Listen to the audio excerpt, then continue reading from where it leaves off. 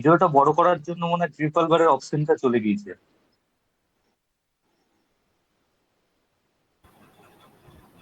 ওকে, শুরু করছি আজকে ক্লাস। আজকে আমাদের লজিকের ক্লাস। আগেই বলেছিলাম গতকালকে নেওয়ার কথা ছিল, সেটা নিতে পারিনি, তাই আজকে আমাদের ক্লাস না থাকা সত্ত্বেও আজকে আমরা ক্লাসটা নিচ্ছি। এখনো পরিষ্কার আসেনি, তাই না? কেউ কোনো কথা বলবেন না প্লিজ, কাউকে কিচ্ছু বলার প্রয়োজন নেই। কেউ কোনো কথা বলবেন না। যদি স্যার কারোর কিছু কিছু জিজ্ঞাসা দেখা থাকে যাচ্ছে আমাকে না। শেষে জিজ্ঞেস করবেন। বোর্ড দেখা যাচ্ছে না। কেউ কোনো রকম কথা বলবেন না প্লিজ। আর স্যার, এবং আপনাদের প্রত্যেকের যে মাইক্রোফোন এবং ভিডিও ক্যামেরার যে অপশন আছে অবশ্যই আপনারা সেটাকে বন্ধ করে রাখুন। আপনাদেরকে অনুরোধ করা হচ্ছে আপনারা প্লিজ সেটা বন্ধ করে রাখবেন। কেউ কোনো রকম কথা বলবেন না। যার কারোর যদি কিছু জিজ্ঞাসা থাকে অবশ্যই আমি শুনবো, ক্লাস শেষ হয়ে যাক তারপরে। তা নাহলে এটা রেকর্ডিং চলছে, যারা রেকর্ডিং ভিডিও দেখবে তাদের ভীষণ অসুবিধা হবে এবং এই অসুবিধার সম্মুখীন আপনিও হতে পারেন ভবিষ্যতে যখন আপনি রেকর্ডিং ভিডিও দেখবেন। সেই জন্য আপনাদের প্রত্যেককে আমি অনুরোধ জানাচ্ছি, দয়া করে আপনারা কথা বলবেন না। যদি কোনো সমস্যা থাকে আমাকে ক্লাস শেষের পর আমরা আলোচনা করব। যাই হোক, স্যার এখনো পর্যন্ত এখন অনেকের একটা মাইক বিষয় হচ্ছে অন আছে। আমি রিকোয়েস্ট করছি আপনাদের স্যার প্রত্যেককে আপনারা মাইক অফ রাখুন প্লিজ। তো যাই হোক, স্যার কিছু হ্যাঁ, দেখা যাচ্ছে না। দেখা যাবে না কেন? সবাই দেখতে পাচ্ছি। কিছু দেখা যাচ্ছে না। কি আচ্ছা, সমস্যা? আমরা তো ঠিকই দেখতে পাচ্ছি। দেখতে পাচ্ছি, হ্যাঁ স্যার শুরু করুন। আমাকে দেখতে পাচ্ছেন? হ্যাঁ, আচ্ছা, দেখতে দেখতে পাচ্ছি। পাচ্ছি। দেখা যাচ্ছে কিন্তু স্যার ওই হ্যাঁ স্যার সাদা দেখা বোর্ডটা যাচ্ছে। না দেখা যাচ্ছে। হ্যাঁ স্যার, দেখা যাচ্ছে, প্রবলেম। কিন্তু হ্যাঁ কোনো এখন সমস্যা দেখতে হচ্ছে পাচ্ছি না। স্যার। হ্যাঁ আপনারা চুপ করুন প্লিজ। আপনাদের কাছে অনুরোধ, প্লিজ চুপ করুন। কাউকে কোনো কথা বলতে হবে না, আমি সমস্ত কিছুটা দেখে নিচ্ছি।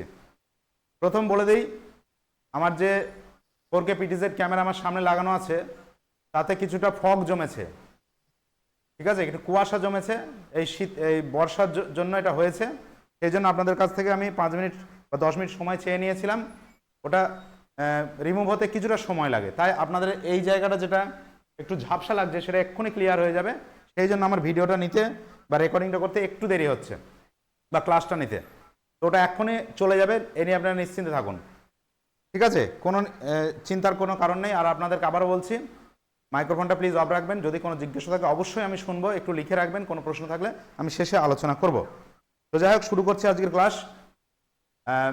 আজকের আলোচনা আমরা আগেই বলে দিই আমরা কি কি এখনো পর্যন্ত শেষ করেছি, কারণ অনেকে জিজ্ঞাসা থাকে স্যার বুঝতে পারছে না কি কি হয়েছে। তো 2 মিনিট নেবো যে কি কি আলোচনা আমাদের হয়েছে আমি বলে দিই। আমাদের ভারতীয় দর্শনে নাস্তিকটা আমরা শেষ করেছি, 4 ভাগ বৌদ্ধ জৈন। ন্যায় দর্শনের কিছুটা পার্ট আমি দিয়েছি, 5খানা ভিডিও দিয়েছি প্রত্যক্ষের উপরে। আর সাংখ্য দর্শনের একটা পার্ট আমরা শেষ করেছি। আর নোটসের ক্ষেত্রে বলে দিই, ভিডিওগুলো তো গেল, নোটসের ক্ষেত্রে 4 ভাগ এবং চার ভাগ জৈন, এই দুটো নোটস আমরা টোটাল দিয়ে দিয়েছি। বৌদ্ধদের সম্প্রদায়টা দিয়েছি। বৌদ্ধদের যে বাকি অংশটুকু আছে বা বাকিগুলো আছে আমরা খুব তাড়াতাড়ি সেগুলোকে দেওয়ার চেষ্টা করছি। এটা গেল প্রথম অংশ। দ্বিতীয় অংশের কথা যদি আমরা আসি, অর্থাৎ আপনার ওয়েস্টার্ন ফিলোসফি বা পাশ্চাত্য দর্শন, সেখানে আমরা বুদ্ধিবাদী অংশটা Plato, Aristotle, Descartes, Spinoza, Leibniz video শেষ করেছি। প্লেটো, দেকার্ত আজকে দিয়েছি এবং সম্ভবত অ্যারিস্টটলটা বোধহয় দেওয়া হয়েছে কিনা আমাকে আরেকবার দেখতে হবে। তো এই মোটামুটি দেওয়া হয়েছে নোটস। এবং আমরা সমাজ দর্শনের একটা নোটস দিয়ে দিয়েছি। সমাজ দর্শনের একটা ক্লাস হয়েছে, আগামী কালকে ম্যাডাম সমাজ দর্শনের উপর আরও একটা ক্লাস নেবেন। এবং একই সঙ্গে আমরা লজিকের পার্টটা শুরু করেছি, 2টো ক্লাস হয়েছে লজিকের। বচন এবং অমাধ্যমর্মান ও বিরোধিতা অংশটা আমরা শেষ করেছি এবং তার 2টো নোটস আমরা ইতিমধ্যে প্রদান করে দিয়েছি আপনাদের গ্রুপে, আপনারা দেখে নেবেন। যদি কেউ খুঁজে না পান অবশ্যই আমাকে যোগাযোগ করবেন, ফোন করবেন বা SMS করবেন, আমি ব্যবস্থা করে দেবো, চিন্তার কোনো কারণ নেই। দেখেছেন ফগটা আস্তে আস্তে চলে যাচ্ছে, একটু টাইম লাগে আর কি। যাই হোক, তো এই মুহূর্তে ফোন করবেন না, এই মুহূর্তে আপনারা অনেকে ফোন করেন, সমস্যা হয়।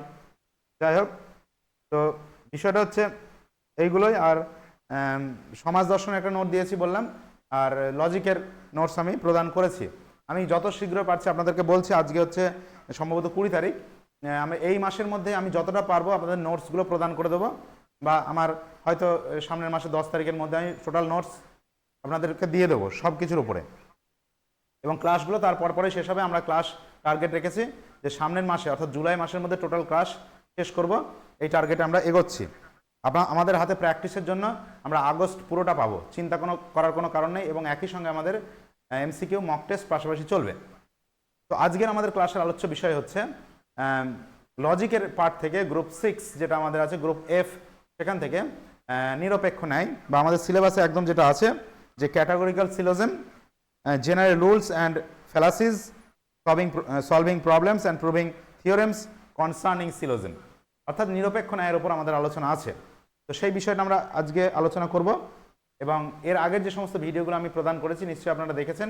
সেখানে যদি কোনো সমস্যা থাকে আমাকে জিজ্ঞেস করবেন। আপনারা অনেক প্রশ্ন করছেন, আমি হয়তো উত্তর দিয়ে উঠতে পারছি না, তো অবশ্যই আপনাদের সমস্ত প্রশ্ন নিয়ে আমরা একদিন ক্লাস নেব, একদিন কেন বেশ কয়েকদিন ক্লাস নেব আপনাদের যে সমস্ত ডাউট আছে সেগুলো পূরণ করার জন্য। তো চিন্তা করার কোনো কারণ নেই। আপনারা যারা মনে করছেন যে এই কম টাইমে শেষ হবে কি হবে না, নিশ্চিন্তে থাকুন, আরামসে শেষ হয়ে যাবে, আপনারাও বেশ কয়েকবার রিভিশনের সুযোগ পাবেন।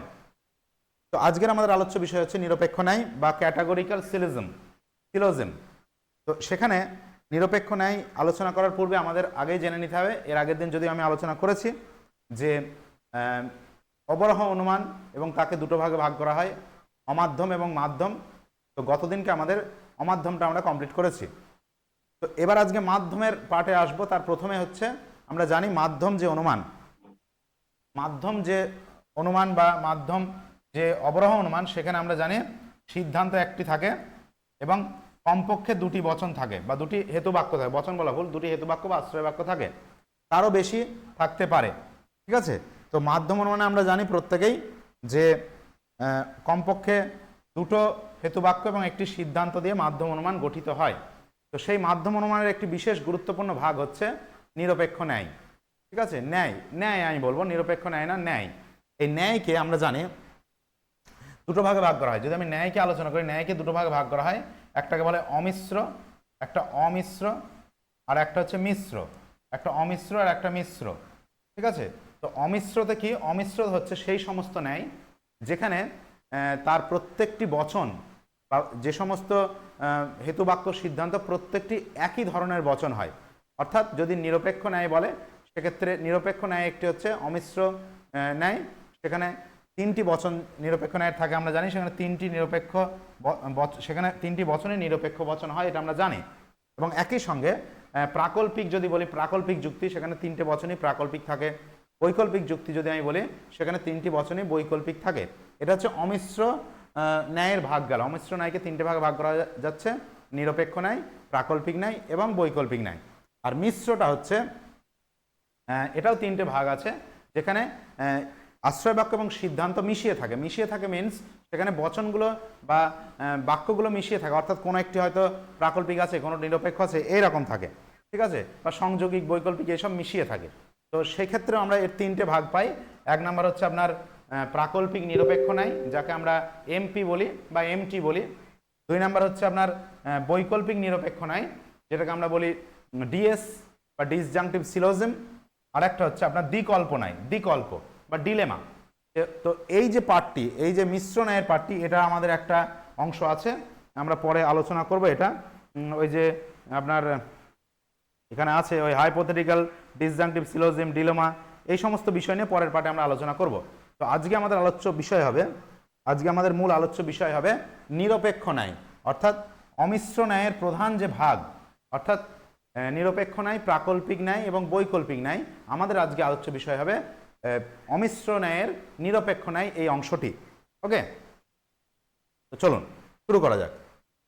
তো নিরপেক্ষ ন্যায় জানতে গেলে আমরা আগের দিন আলোচনা করেছি যে নিরপেক্ষ ন্যায় হচ্ছে একটি মাধ্যম অনুমান বা মাধ্যম অবরহ অনুমান। কেন মাধ্যম অবরহ অনুমান? সেক্ষেত্রে আমরা আলোচনা করেছি মাধ্যম ন্যায় তাকেই বলে যার সিদ্ধান্ত একটি থাকে আর তার সঙ্গে হেতুবাক্য একের অধিক থাকে। একটি হেতুবাক্য এবং একটি সিদ্ধান্ত থাকলে তাকে আমরা জানি অমাধ্যম অনুমান বলা হয়। কিন্তু হেতুবাক্যের সংখ্যা যদি একের অধিক থাকে তাহলে সেটাকে বলা হয় মাধ্যম।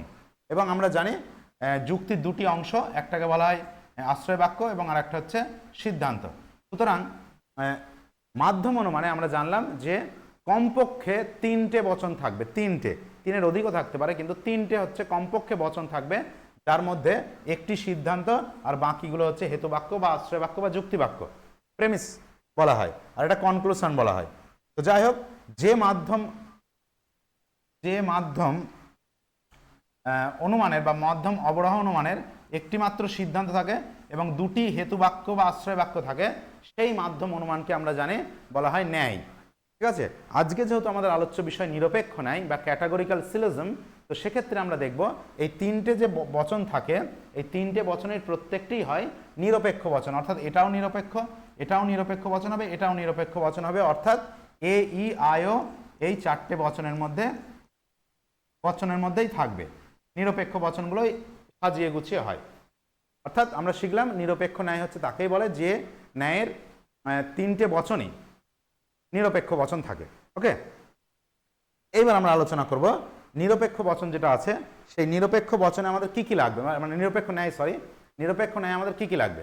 আমরা প্রত্যেকেই এই বিষয়ে যথেষ্ট জানি, অনেকেই আছেন যারা দীর্ঘদিন প্র্যাকটিসের অভাবে ভুলে গিয়েছেন, তো তাদের জন্য আমি বিষয়টা আলোচনা করছি প্রত্যেকের জন্যই।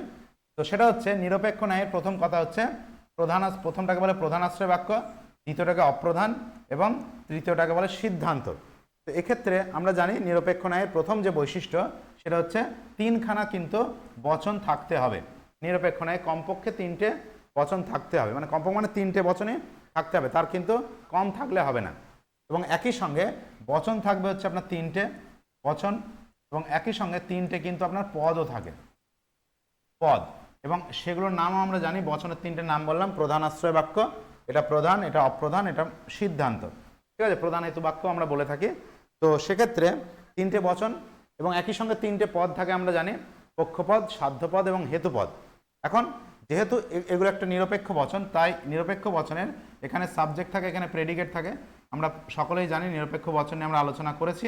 তো সেক্ষেত্রে মোট বসার জায়গা হচ্ছে ছটি হলেও পদ হচ্ছে কিন্তু তিনটি, অর্থাৎ সাধ্যপদ, পক্ষপদ এবং হেতুপদ।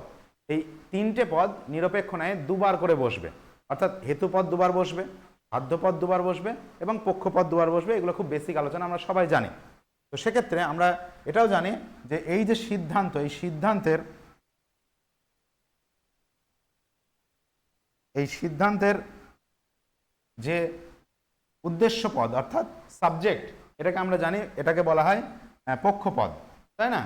এখানে পক্ষপদ বসে, আর এই যে অংশ এটাকে এখানে বসে কিন্তু সাধ্যপদ, এসপিএম আমরা বলে থাকি, এসপিএম। তো আর পক্ষপদ আরও একটি জায়গায় থাকে, সেটা হচ্ছে অপ্রধান আশ্রয় বাক্যে। তাহলে পক্ষপদ বসার স্থান হচ্ছে অপ্রধান আশ্রয় বাক্য এবং সিদ্ধান্তের উদ্দেশ্যে। খুব বেসিক জিনিস, সেই এখানে যে পদটি বসবে সেটিকে অবশ্যই পক্ষপদ হতে হবে, এবং একই সঙ্গে সেই পক্ষপদটি এই অপ্রধান আশ্রয় বাক্যের দুটি স্থানে যে কোনো জায়গাতে কিন্তু বসতে পারে, এগুলো আমরা জানি। একই রকমভাবে এই যে সাধ্যপদ, যেটি সিদ্ধান্তের বিধেয়ে বসে সেটিকে বলে সাধ্যপদ, এই সাধ্যপদটি কিন্তু বসে প্রধান আশ্রয় বাক্যের যে কোনো স্থানে, অর্থাৎ সেখানেও দুটো স্থান আছে, যে কোনো একটা স্থানে বসে পক্ষপদ। এবং হেতুপদ যেটা, সেটাকে আমরা বলি এম অক্ষর দ্বারা আমরা সেটাকে বোঝানোর চেষ্টা করি, এম। এই হেতুপদ এম এরও দুটো স্থান, সেটা হচ্ছে আপনার হেতুবাক্যে বসে, হেতুবাক্যের যে কোনো স্থানে বসতে পারে, তার কোনো নির্দিষ্ট স্থান উল্লেখ করা নেই। তাহলে আমরা জেনে গেলাম তিনটে পদ, প্রত্যেকটি পদ দুবার করে বসবে, দুই জায়গায় বসবে, হেতুপদ দুবার, সাধ্যপদ দুবার এবং পক্ষপদ দুবার করে বসবে। হেতুপদের স্থান হচ্ছে উভয় আশ্রয় বাক্যে বসে, পক্ষপদ বসে সিদ্ধান্তের উদ্দেশ্যে এবং অপ্রধান আশ্রয় বাক্যে, আর সাধ্যপদ বসে সিদ্ধান্তের বিধেয়ে এবং প্রধান আশ্রয় বাক্যের যে কোনো স্থানে। তো এটা হচ্ছে বেসিক জিনিস, আমরা প্রত্যেকেই জানি, তা আমি একটু আলোচনা করে দিলাম। এইবার আমরা যেটা জানবো সেটা হচ্ছে পরের অংশে যদি আমরা আসি, সেক্ষেত্রে আমরা আলোচনা করব গঠন গেল। এইবার হেতুপদের সংস্থান বিষয়টা আমরা একটু জেনে নেব। সংস্থান বা ফিগার আমরা বলে থাকি ইংলিশে। সংস্থান কি হয়? এই যে নিরপেক্ষণের যে হেতুবাক্য, সেই হেতুবাক্য দুটোতে বা আশ্রয় বাক্য দুটোতে হেতুপদের যে স্থান, সেই স্থানের উপর বেস করে কিন্তু সংস্থান গঠিত হয়, এবং সেই স্থানকে বেস করে যে বিভিন্ন আকার আমরা পেয়ে থাকি সেটাকে সংস্থান বা ফিগার বলা হয়। এখন সেইভাবে কিন্তু চার রকমভাবে বসতে পারে, আমরা কিন্তু জানি চার রকমভাবে কিন্তু সেই হেতুপদ বসতে পারে। ঠিক আছে, এই চার রকম স্থানে কিন্তু বসতে পারে। কিভাবে? দেখা যাচ্ছে এখানে একটি বসলো আর এখানে একটি বসলো, এটা একটি আকার হতে পারে, আরও একটি ধরুন এরাম হতে পারে, যে এখানে বসলো, এখানে বসলো, আরও একটা আকার হতে পারে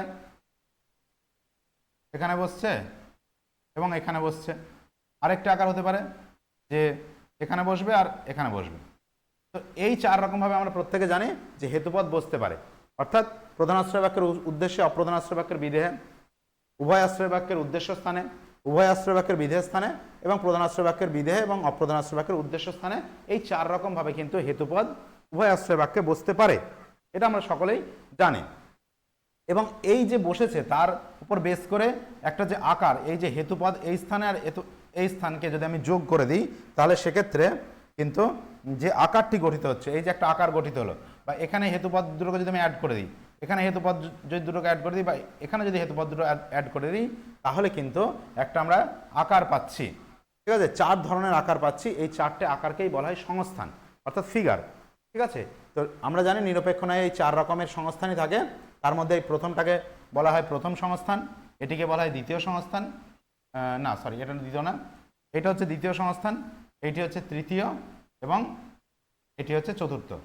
এটা আমরা প্রত্যেকেই জানি। তাহলে প্রথম সংস্থান কোন সংস্থানে কোন পদ কোথায় বসে, এটা অবশ্যই আমাদের জেনে রাখতে হবে, পরীক্ষায় কিন্তু আসতেই পারে। ওকে ওকে, তো বোঝা গেল আশা করি যে সংস্থানের ব্যাপারটা কি। এবার এই সংস্থানগুলো মনে রাখার খুব সহজ উপায় হচ্ছে, আমরা জানি প্রত্যেকেই যে এটাকে উল্টো জেড হয়। আর দ্বিতীয় সংস্থান, এই তৃতীয় সংস্থানটা বোঝার উপায় হচ্ছে এইভাবে পিঠে পিঠে লাগিয়ে দিলেই বোঝা যায়। এই যে থার্ড ব্র্যাকেট আমরা শিখেছি, হ্যাঁ, সেই থার্ড ব্র্যাকেটের যদি আমাদের লজিক এটা সেকেন্ড ব্র্যাকেট হিসেবে ব্যবহৃত হয়, তো ওকে, তো এটা হচ্ছে আপনার দ্বিতীয়, এটা তৃতীয়, এটা হচ্ছে প্রথম, আর এর যে উল্টো অর্থাৎ জেড, এটাকে আমরা বলি চতুর্থ সংস্থান। এগুলো আমরা সবাই জানি। তাহলে সংস্থান সম্পর্কে আমাদের মোটামুটি আইডিয়াটা হলো। এবার আমরা আলোচনা করব যে মূর্তি, মূর্তি নিয়ে আলোচনা করব, যেটা আমাদের বলা হয় মোড, মোড বা মূর্তি। এবার মোড কি আমরা জানি, এই যে 4 রকম সংস্থান বললাম, ঠিক আছে, তাতে হেতুবাক্যের উপর বেস করে, দুটো হেতুবাক্যের উপর বেস করে বা হেতুবাক্য এবং সিদ্ধান্ত সকলকে নিয়ে বিভিন্ন ধরনের মোড তৈরি হয় বা মূর্তি তৈরি হয়। সেক্ষেত্রে আমরা যদি সমস্ত রকমের মূর্তি তৈরি করি, সেক্ষেত্রে 256টি মূর্তি আমরা পেয়ে থাকি, তাই না? 256টি কিন্তু আমরা মূর্তি পেতে পারি। আর এটা যদি আমরা 3টে বাক্যকেই নিই, অর্থাৎ প্রধানাশ্রয় বাক্য, অপ্রধানাশ্রয় বাক্য এবং সিদ্ধান্তকে যদি আমরা এক করি, তাহলে আমরা বিভিন্ন ধরনের মূর্তি পেতে পারি। মূর্তি বলতে অ্যাকচুয়ালি কিছুই না, ধরুন প্রধানাশ্রয় বাক্য, অপ্রধানাশ্রয় বাক্য, সিদ্ধান্ত, এর যে বচনগুলো হয়, যেমন এটা একটা এ হতে পারে, এটা এ বচন হতে পারে, এটা এ বচন হতে পারে, সুতরাং চিহ্ন দিলাম। তাহলে এই যে 3টে এ বচন হলো, তাহলে এই যে এ এ এ এইরকম একটা মূর্তি তৈরি হয়ে গেল। ঠিক আছে, অথবা এমন হতে পারে যে আপনার এখানে 3টে এ না দিয়ে ধরা যাচ্ছে যে এখানে 3টে এ না দিয়ে দেখা যাচ্ছে এটা আপনার প্রথমটা হচ্ছে এ, পরেরটা এ, পরেরটা ই, এইভাবে। ঠিক আছে, এইভাবে যদি আমরা অগ্রসর হই, বা এখানে এ না হয়ে এখানে আই হতে পারতো, এখানে ও হতে পারতো, এইভাবে যদি অগ্রসর হই, তাহলে কিন্তু আমরা টোটাল কিন্তু আমরা 256টা মূর্তি পেতে পারি। এই নিয়ে আমি ডিটেল আলোচনা করছি না, ব্যাখ্যামূলক হয়ে যাবে, যদিও এত আমাদের প্রয়োজন নেই। তো এটা আপনারা যে কোনো বই থেকে দেখে নিতে পারেন। যদি কোথাও বুঝতে অসুবিধা হয় আমাকে জিজ্ঞেস করবেন, আমি অবশ্যই আলোচনা করে দেবো।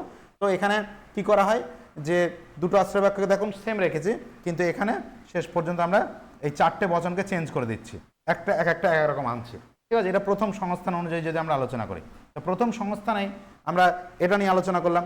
আবার এটাকে সেম রেখে, অর্থাৎ এটাকে ধরুন এই রাখলাম, এটাকে সেম রেখে এখানে এ, এখানে ই, এখানে আই, এখানে ও, এভাবে করা যায়। আবার কি করা যায়, প্রথমটাকে সেম রেখে এখানে এইগুলোকে ইয়ে করে, হ্যাঁ, এখানে যখন ই হবে, ধরুন এখানে ই হচ্ছে, এখানে এ আছে, তো এর জায়গায় ধরুন ই হলো, ই হয়ে আবার এই রকম 4টে পাওয়া যাবে। এখানে এ দিয়ে 4টে পাওয়া যাচ্ছে, এ ই দিয়ে আবার 4টে পাওয়া যাচ্ছে, এ আই দিয়ে আবার 4টে পাওয়া যাবে, এ ও দিয়ে আবার 4টে পাওয়া যাবে। প্রথম সংস্থানের কথাই বলছি।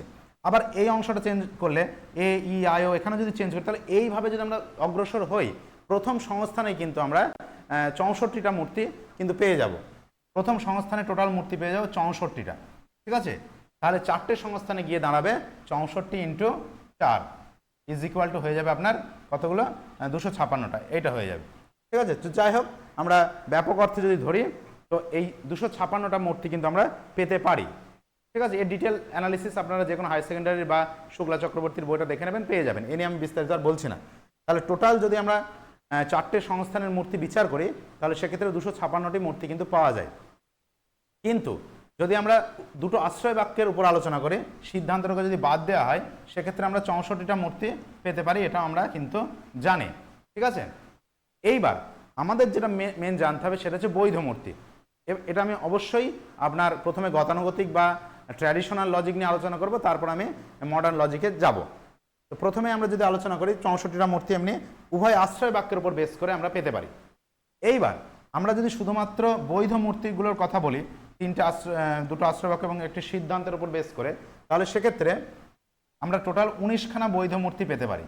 দেখুন খুব সহজে আমি যদি প্রথম সংস্থানের কথা বলি, সেক্ষেত্রে প্রথম সংস্থানে এ এ আর এ এই তিনটের কথা যদি বলি তাহলে এটা একটি বৈধ মূর্তি, আমরা প্রত্যেকে জানি বারবার। কিন্তু এখানে যদি আমি এর জায়গায় এখানে যদি আমি ও করে দিই, ধরুন এখানে সাপোজ আমি ও করে দিলাম, তাহলে সেক্ষেত্রে কিন্তু এটা ইনভ্যালিড হয়ে যাবে। ঠিক আছে, ইনভ্যালিড হয়ে যাবে, এখানে অবৈধ সাধ্য দোষ ঘটবে।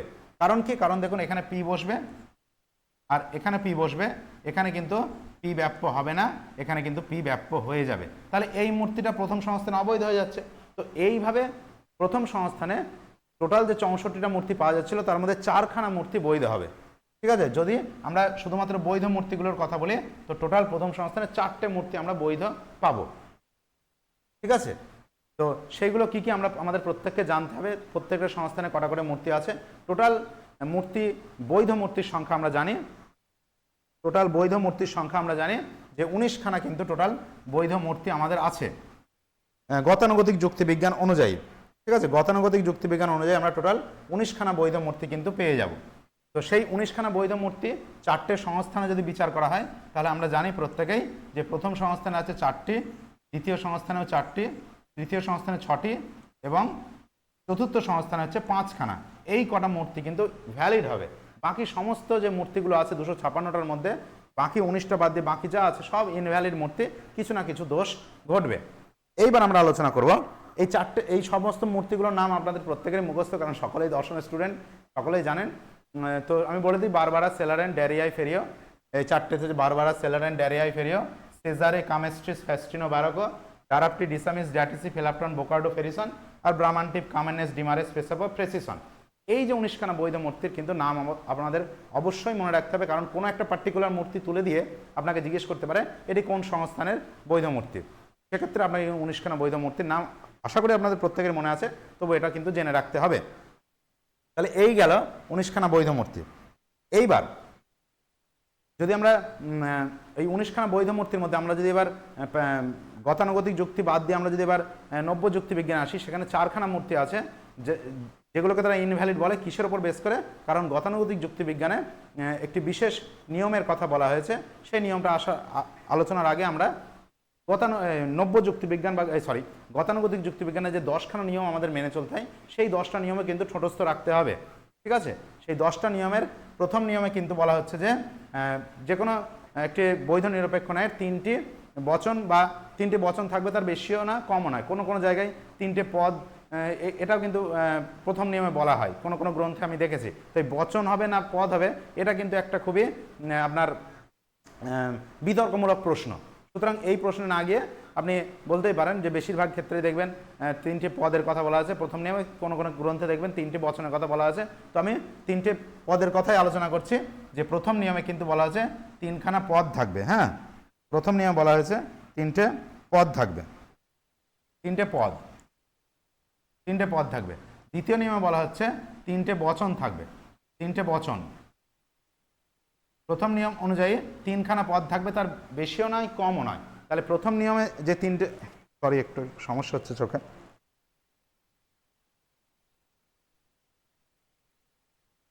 ওকে, তো প্রথম নিয়ম অনুযায়ী নিরপেক্ষ ন্যায়ের 10খানা নিয়মের কথা বললাম, সেই 10খানা নিয়ম আমরা আলোচনা করছি। প্রথম নিয়মে 3টে পদ থাকবে, পক্ষ, সাধ্য এবং হেতু, এবং প্রত্যেকটি পদ দুবার করে বসবে বিভিন্ন বচনে। তো এবার আমরা আলোচনা করব যে এই 3টে পদের যদি বেশি থাকে, আমরা জানি অবশ্যই সেখানে 4টে পদ যদি হয়ে যায় সেক্ষেত্রে 4 পদ ঘটিত দোষ হতে পারে। বা যদি তিনটে পদই থাকে এবং তিনটে পদ যদি কোনো একটি পদ ভিন্ন অর্থে একটি পদ হয়তো দুটি অর্থে ব্যবহৃত হচ্ছে, সেক্ষেত্রে কিন্তু অনেকার্থক দোষ হয়। সেটা আমরা জানি, অনেকার্থক হেতু দোষ, অনেকার্থক পক্ষ দোষ বা অনেকার্থক সাধ্য দোষ সেই অনুযায়ী হয় যে পদটিতে আপনার দুটি অর্থে বা দুটি ভিন্ন অর্থে কিন্তু যে পদটি ব্যবহৃত হচ্ছে, ঠিক আছে।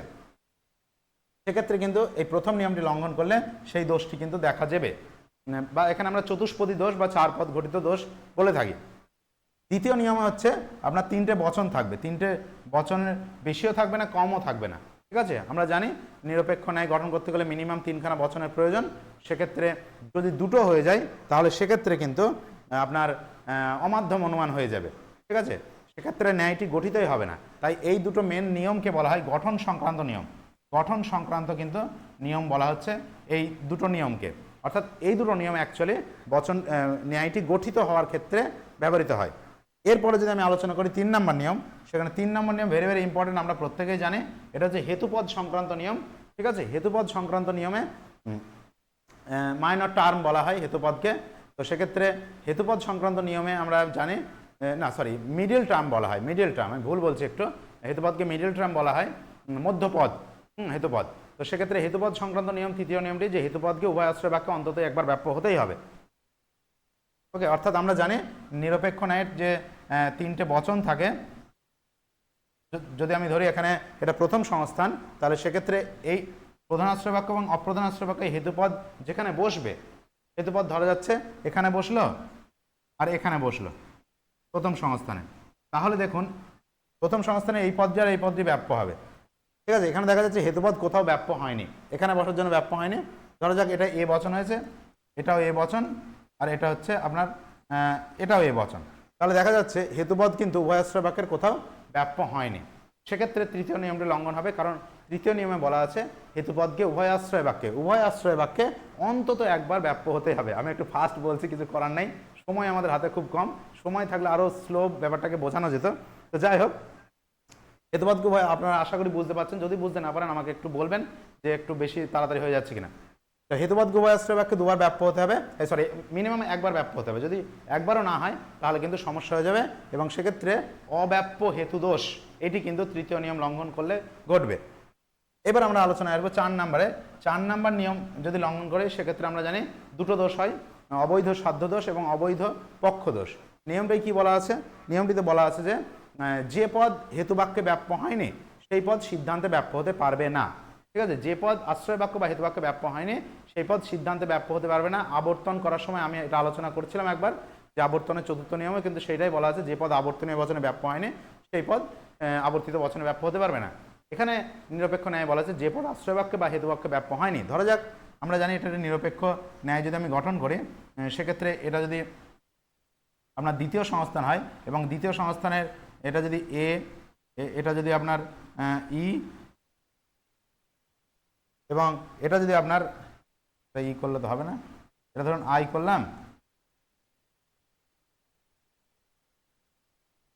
প্রথম সংস্থান করে দিই এ, এটা যদি আই কি বলবো, এটা যদি ই করি ধরুন সাপোজ, তো এরম যদি হয়, ধরে নিচ্ছে এটা একটা যদিও বৈধ নয় অবৈধ, তো এক্ষেত্রে দেখা যাচ্ছে দেখুন এখানে কিন্তু সাধ্যপদ বসবে, সাধ্যপদ পি কিন্তু এখানে বসছে, আর এখানে কিন্তু সাধ্যপদ এখানে বসবে, তাহলে এখানে কিন্তু ব্যাপ্য হয়ে যাচ্ছে, এখানে কিন্তু ব্যাপ্য হচ্ছে না, কারণ এ বচনে বিধেয়পদ অব্যাপ্য, ই বচনের বিধেয়পদ কিন্তু ব্যাপ্য।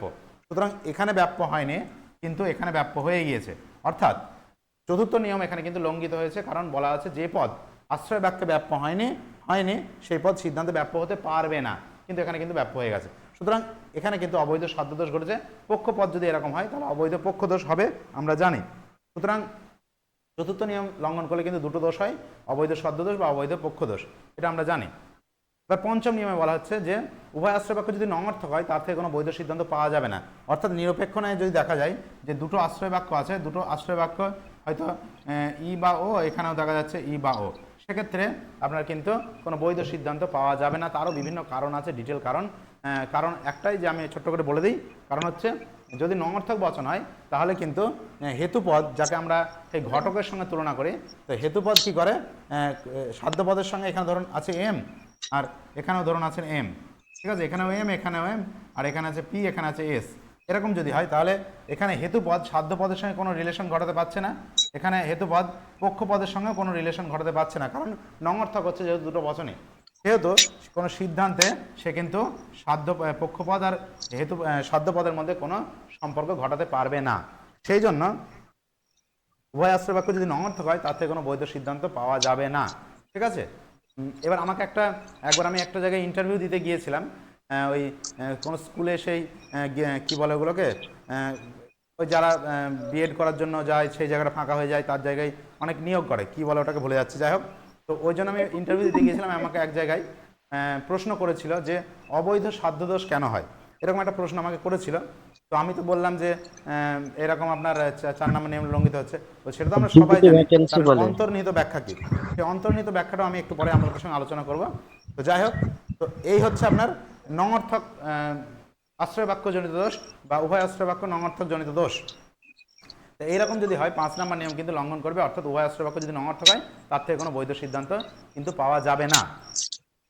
ওকে, 6 নম্বর নিয়মে বলা আছে, তাহলে 5 হয়ে গেল। 6 নম্বর বলা আছে একটি আশ্রয় বাক্য যদি নঙর্থক হয়, একটি আশ্রয় বাক্য যদি নঙর্থক হয় তাহলে সিদ্ধান্তটি কিন্তু নেগেশন হবে, অর্থাৎ এটা যদি ই বা ও হয় তাহলে কিন্তু এটাও ই বা ও হবে। ঠিক আছে, বা উল্টোভাবে বলা যায় যদি সিদ্ধান্ত নঙর্থক হয় তাহলে যে কোনো একটি আশ্রয় বাক্য নঙর্থক হবে। যার মাইক্রোফোনটা অন আছে প্লিজ আমি তাকে রিকোয়েস্ট করব আপনি দয়া করে আপনার মাইক্রোফোনটা অফ রাখবেন প্লিজ। ঠিক আছে, আপনার যদি কিছু বলার থাকে অবশ্যই আমি শুনবো, সেটা একটু পরে আমি আলোচনা করে নিই, তারপরে শুনতে পাচ্ছি। ওকে, থ্যাংক ইউ।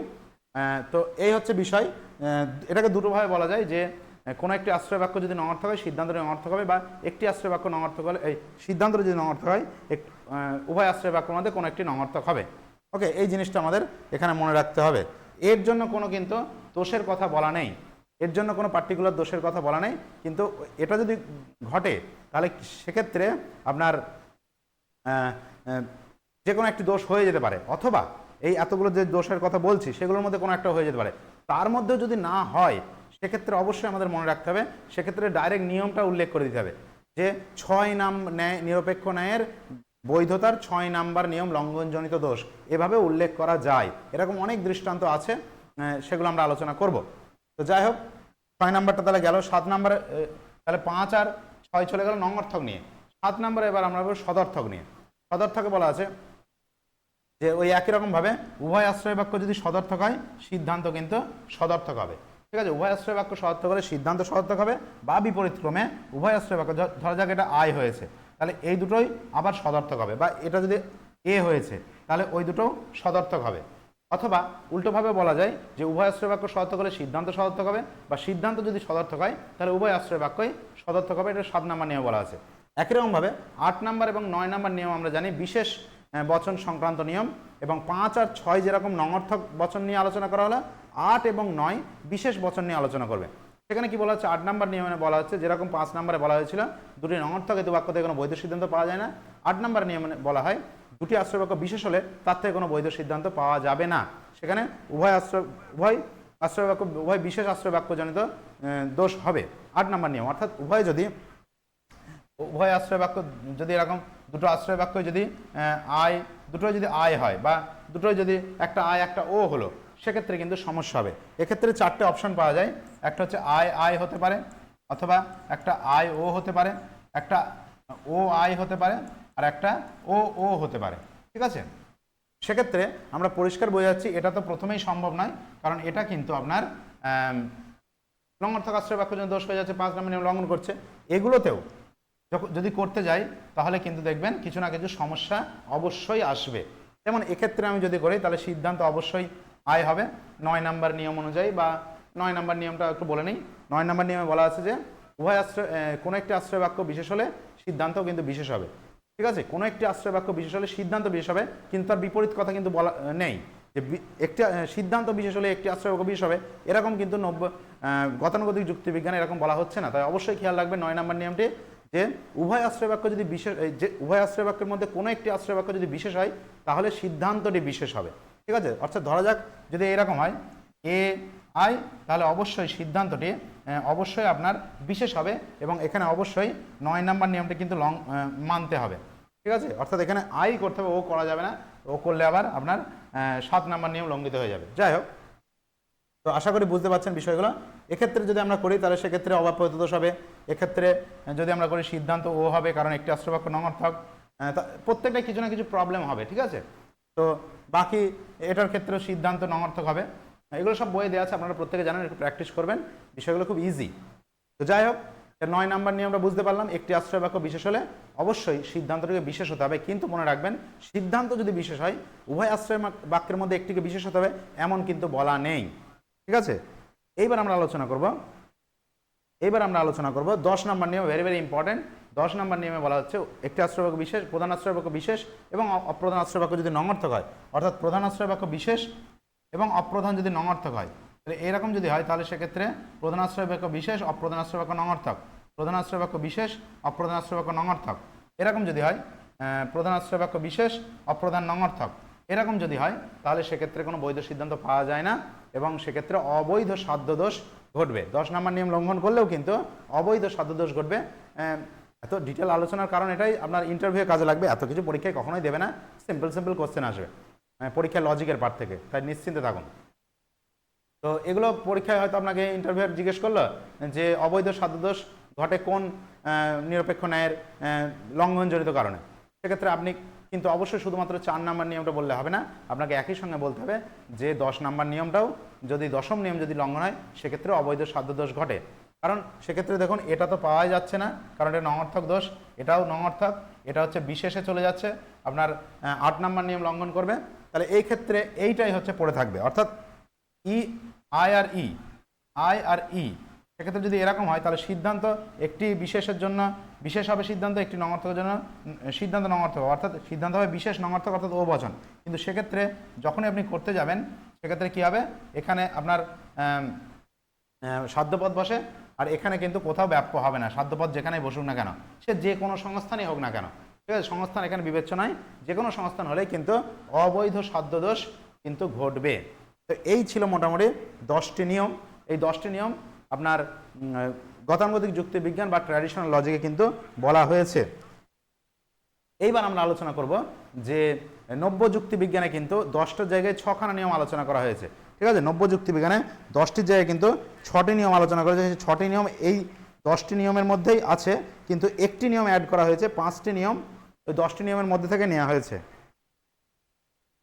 ওকে, তো সেই 5টি নিয়মের যে বিষয়গুলো আছে সেখানে প্রথম থেকে একদম যে 5টা পরপর নিয়ম, সেটা হচ্ছে আপনার গতানুগতিক যুক্তিবিজ্ঞানের 2, 3, 4, 5, 6। গতানুগতিক যুক্তিবিজ্ঞানের যে 2 নাম্বার, 3 নাম্বার, 4 নাম্বার, 5 নাম্বার এবং 6 নাম্বার যে নিয়ম আছে সেটি কিন্তু নব্য যুক্তিবিজ্ঞানে স্বীকার করা হয়েছে।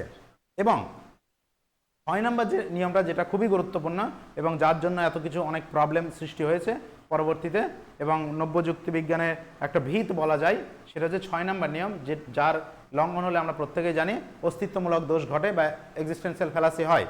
তো সেই 6 নাম্বার নিয়মটি হচ্ছে আপনার কোনো একটি উভয় আশ্রয় বাক্য যদি সামান্য হয় তার থেকে কোনো এবং সিদ্ধান্ত যদি বিশেষ হয় তাহলে সেক্ষেত্রে কিন্তু উভয় আশ্রয় বাক্য সামান্য হলে সিদ্ধান্ত বিশেষ হতে পারে না, বা সিদ্ধান্ত যদি বিশেষ হয় তাহলে দুটি উভয় আশ্রয় বাক্য সামান্য হতে পারবে না।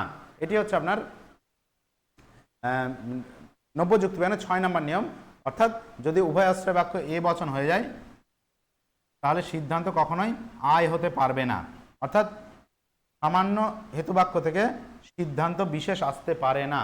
বা যদি এরকমও হয়ে যায় এ, ই, ও, সেক্ষেত্রেও কিন্তু প্রবলেম হবে, ঠিক আছে, সেক্ষেত্রেও কিন্তু আপনার প্রবলেম হতে পারে।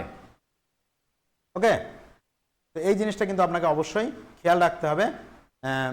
6 নাম্বার নিয়ম নব্য যুক্তিবিজ্ঞান এবং 6টি নিয়মে নিরপেক্ষ ন্যায়ের জন্য বলা হয়েছে। সেখানে আমরা জানি এক্ষেত্রে কিন্তু অস্তিত্বমূলক দোষ ঘটে। সেই জন্য পরবর্তীকালে আমরা একটু আগেই বললাম যে 19খানা বৈধ মূর্তির কথা বলা হয়েছে আপনার ইয়েতে নিরপেক্ষ ন্যায়ের গতানুগতিক যে ভার্সান সেখানে। তো তার মধ্যে 4খানা মূর্তি এমন আছে যা নব্য যুক্তিবিজ্ঞানের এই 6 নাম্বার নিয়মটি লঙ্ঘন করছে, ঠিক আছে। 6 নাম্বার নিয়মটি লঙ্ঘন করার জন্য কিন্তু সেখানে এই 4টি নিয়ম বাদ পড়ে যাবে। এগুলো হচ্ছে আপনার তৃতীয় সংস্থানে 2টি আছে এবং চতুর্থ সংস্থানে 2টি আছে। যেমন আপনার ডারাপটি হচ্ছে, আর ডারাপটি ডিসেমিস ড্যাটিসি ফেলাপটন হবে, ডারাপটি আর ফেলাপটন, আর ওখানে ব্রাহ্মাণটিপ আর ফেসাপো, এই যে চারখানা মূর্তি, এই চারটে মূর্তি কিন্তু আপনাদের মনে রাখতে হবে, এই চারটে মূর্তি কিন্তু নব্য যুক্তি বিজ্ঞান অনুযায়ী ইনভ্যালিড, আপনার অস্তিত্বমূলক দোষে কিন্তু দুষ্ট, এবং সেই জন্য এই চারটে বাদ দিয়ে নব্য যুক্তিবিজ্ঞানে কিন্তু 15খানা ভ্যালিড মূর্তির কথা বলা হয়। নব্য যুক্তিবিজ্ঞানে 15খানা ভ্যালিড মূর্তির কথা বলা হয়েছে, ঠিক আছে। এছাড়াও একটা বিষয় আলোচনা করা উচিত, যেটা এটুকু আশা করি আপনারা সকলে বুঝতে পেরেছেন।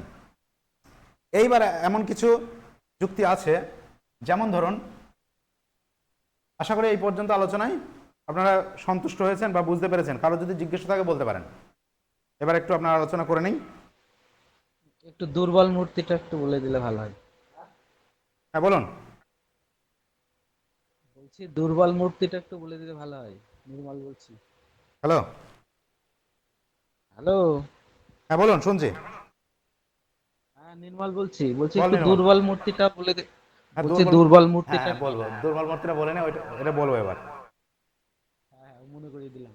ওকে, ঠিক আছে, চলুন আলোচনা করি। তাহলে এই পর্যন্ত আশা করি বুঝতে পারছেন, খুব সহজ জিনিস এগুলো, বেসিক জিনিস। আপনারা উচ্চ মাধ্যমিকে যে কোনো একটি বই ভালো করে পড়লেই এগুলো দেখতে পারেন। পাশাপাশি শুক্লা চক্রবর্তী ম্যাডামের বইটি দেখুন, খুব সহজে আপনারা এই জায়গাটা ক্লিয়ার হয়ে যাবে। এবার আমি যেটা আলোচনা করতে যাচ্ছিলাম, আমাকে আমার বন্ধু নির্মল যেটা বললো এখনই, তো সেটাই আমি আলোচনা করবো এবার। এ এ এ এরকম যদি হয়, সেক্ষেত্রে আমরা যদি জানি প্রথম সংস্থানে এটি একটি ভ্যালিড মূর্তি, ঠিক আছে, এটি একটি ভ্যালিড মূর্তি, এবং এই ভ্যালিড মূর্তির আমরা জানি এর নাম হচ্ছে বারবারা। এখন প্রশ্ন হচ্ছে, যদি এক্ষেত্রে এ না থেকে এখানে যদি আই থেকে যায়, তাহলে কি কোনো, এবং সংস্থান যদি প্রথম হয়, তাহলে কি কোনো দোষ হবে আদৌ? কি মনে হয় বলুন? এখানে অস্তিত্বমূলক দোষ দেখা দেবে স্যার। অস্তিত্ব বাদ দিয়ে সামান্য বচন থেকে গতানুগতিক বিশেষ অনুযায়ী বচনে এসেছে। না স্যার, দোষ হবে না কিছু। না স্যার, সামান্য দোষ থেকে হবে না। বিশেষ এসেছে বলে অস্তিত্বমূলক দোষে দুষ্ট হবে। অস্তিত্বমূলক বাদ দিয়ে নব্য যুক্তি বিজ্ঞান এখন আনছি না, গতানুগতিকে। দোষ হবে না স্যার। গতানুগতিক যুক্তিবিজ্ঞানে এখানে কিন্তু কোনো দোষ হবে না, কোনো দোষ হবে না এখানে গতানুগতিক যুক্তিবিজ্ঞানে। আপনারা যদি নিয়মগুলো দেখেন, সেখানে দেখবেন কোনো দোষ হচ্ছে না। হ্যাঁ, তো সেক্ষেত্রে হ্যাঁ স্যার, এখানে তো কোনো দোষ দেখাচ্ছে না। হ্যাঁ, দোষ হবে না। তো এই ধরনের চারটে মূর্তি আছে। একটু ওয়েট করুন প্লিজ, আমার সামান্য একটু প্রবলেম হয়েছে এখানে, ঠিক করে নেই আমি। এক মিনিটও লাগবে না আশা করি।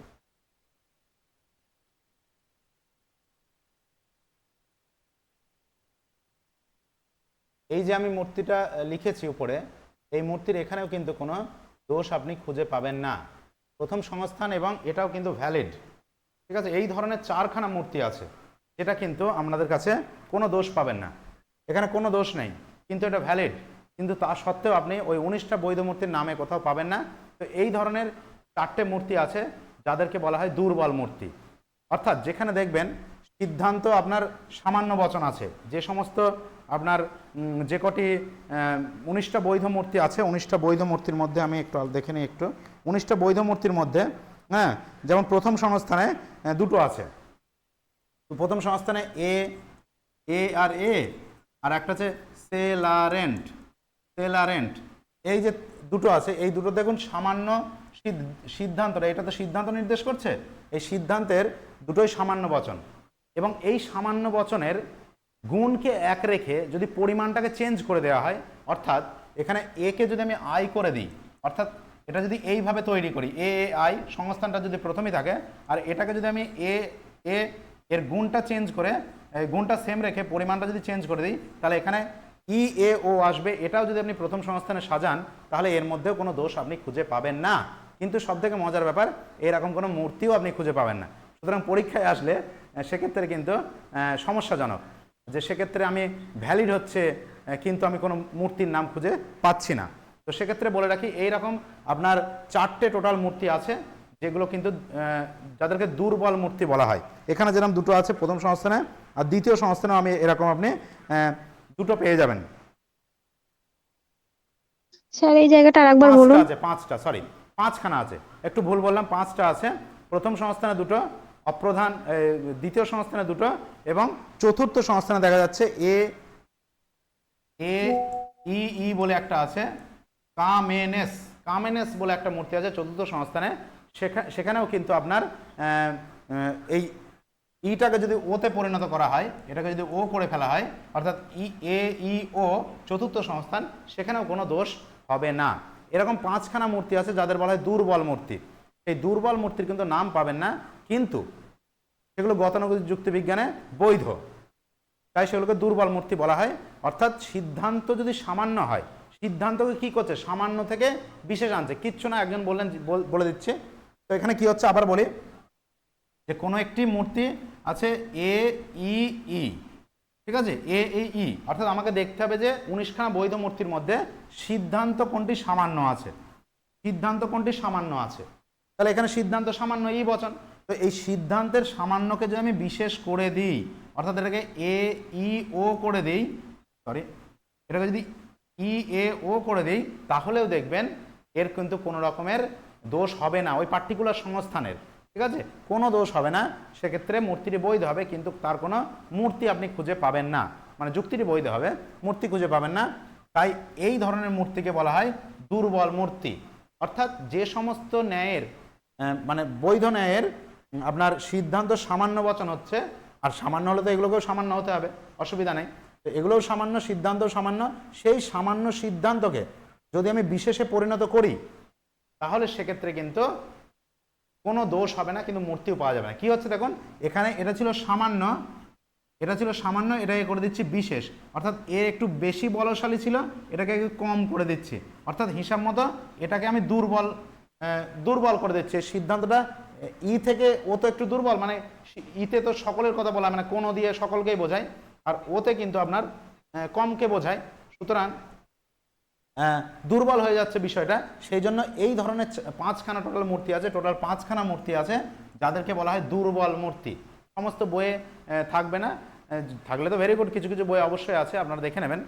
তো এই 5খানা মূর্তির কথা আপনারা মনে রাখবেন, সেক্ষেত্রে নামগুলো চেঞ্জ হয়ে যাবে।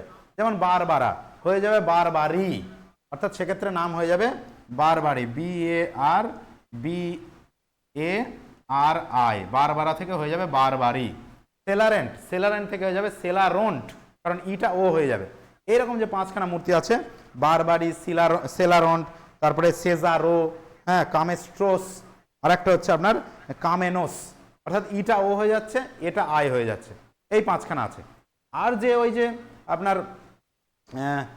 যে 4টে মূর্তির কথা বললাম, ওই যেটা নব্য যুক্তি বিজ্ঞানে স্বীকার করছে না, সেই ব্রাহ্মান্টিপ, হ্যাঁ, ফেসাপো, তারপরে হচ্ছে ডারাপটি, আর কি একটা বললাম, ফেলাপটন। তো এই 4টে মূর্তি যেটা নব্য যুক্তি বিজ্ঞান অনুযায়ী অস্তিত্বমূলক দোষে দুষ্ট, এই 4টেকে বলা হয় সবল মূর্তি, ঠিক আছে, এই 4টেকে বলা হয় সবল মূর্তি, ঠিক আছে।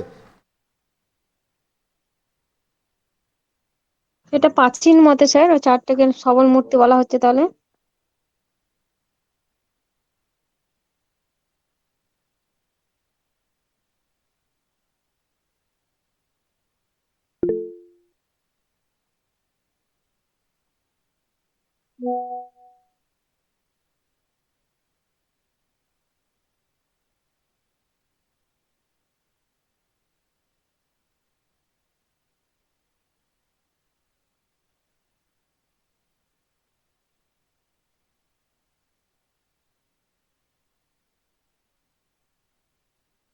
একটু ওয়েট করুন প্লিজ, একটুখানি।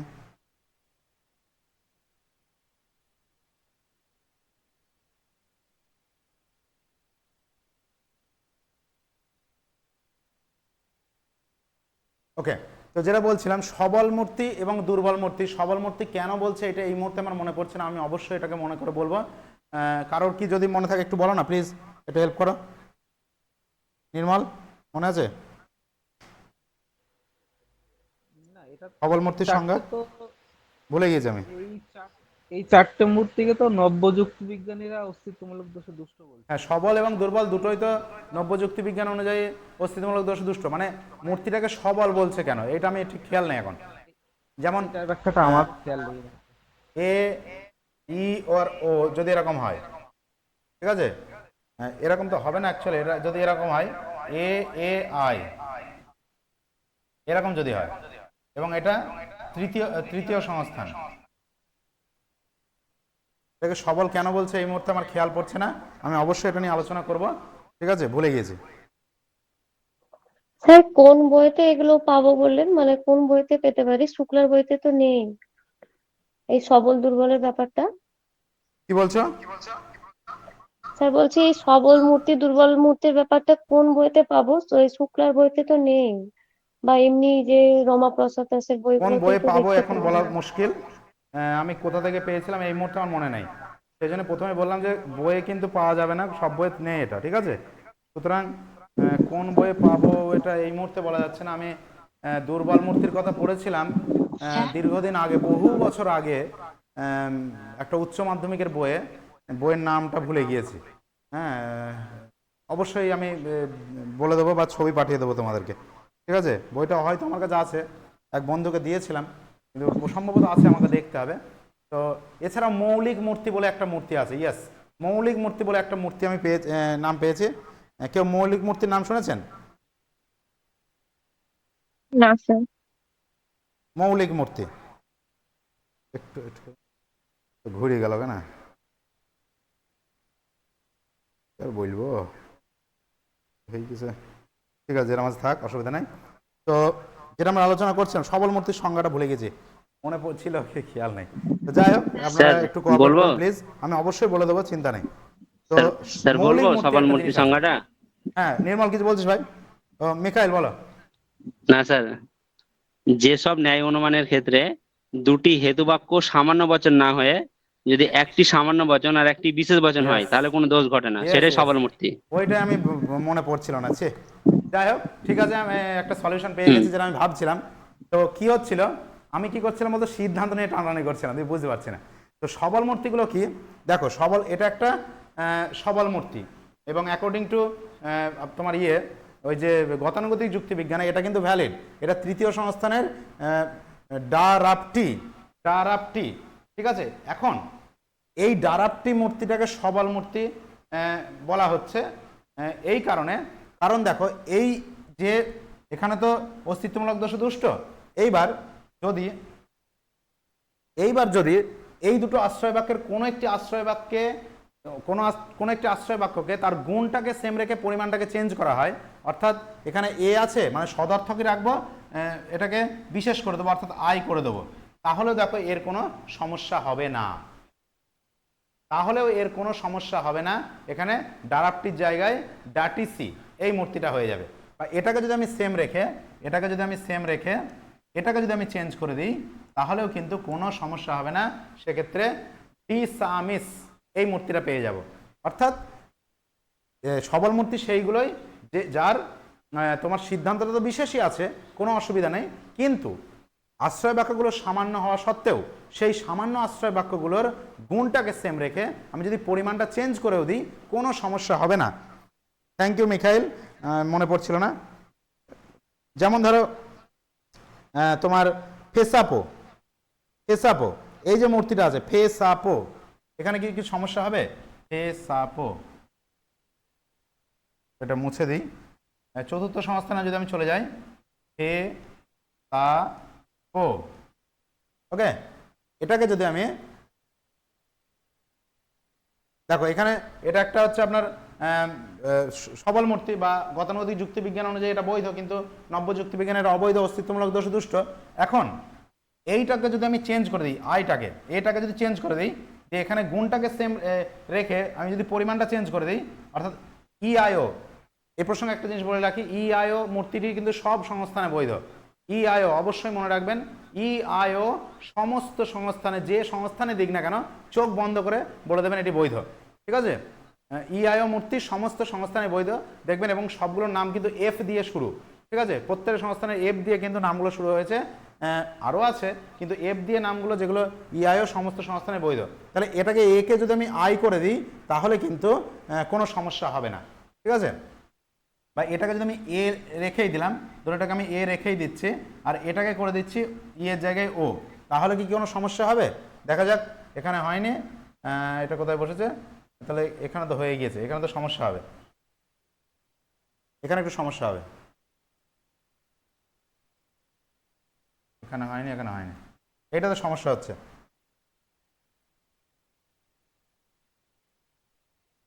যাই হোক বিষয়টা দেখতে হবে যে এরকমই তো বিষয়টা ছিল যে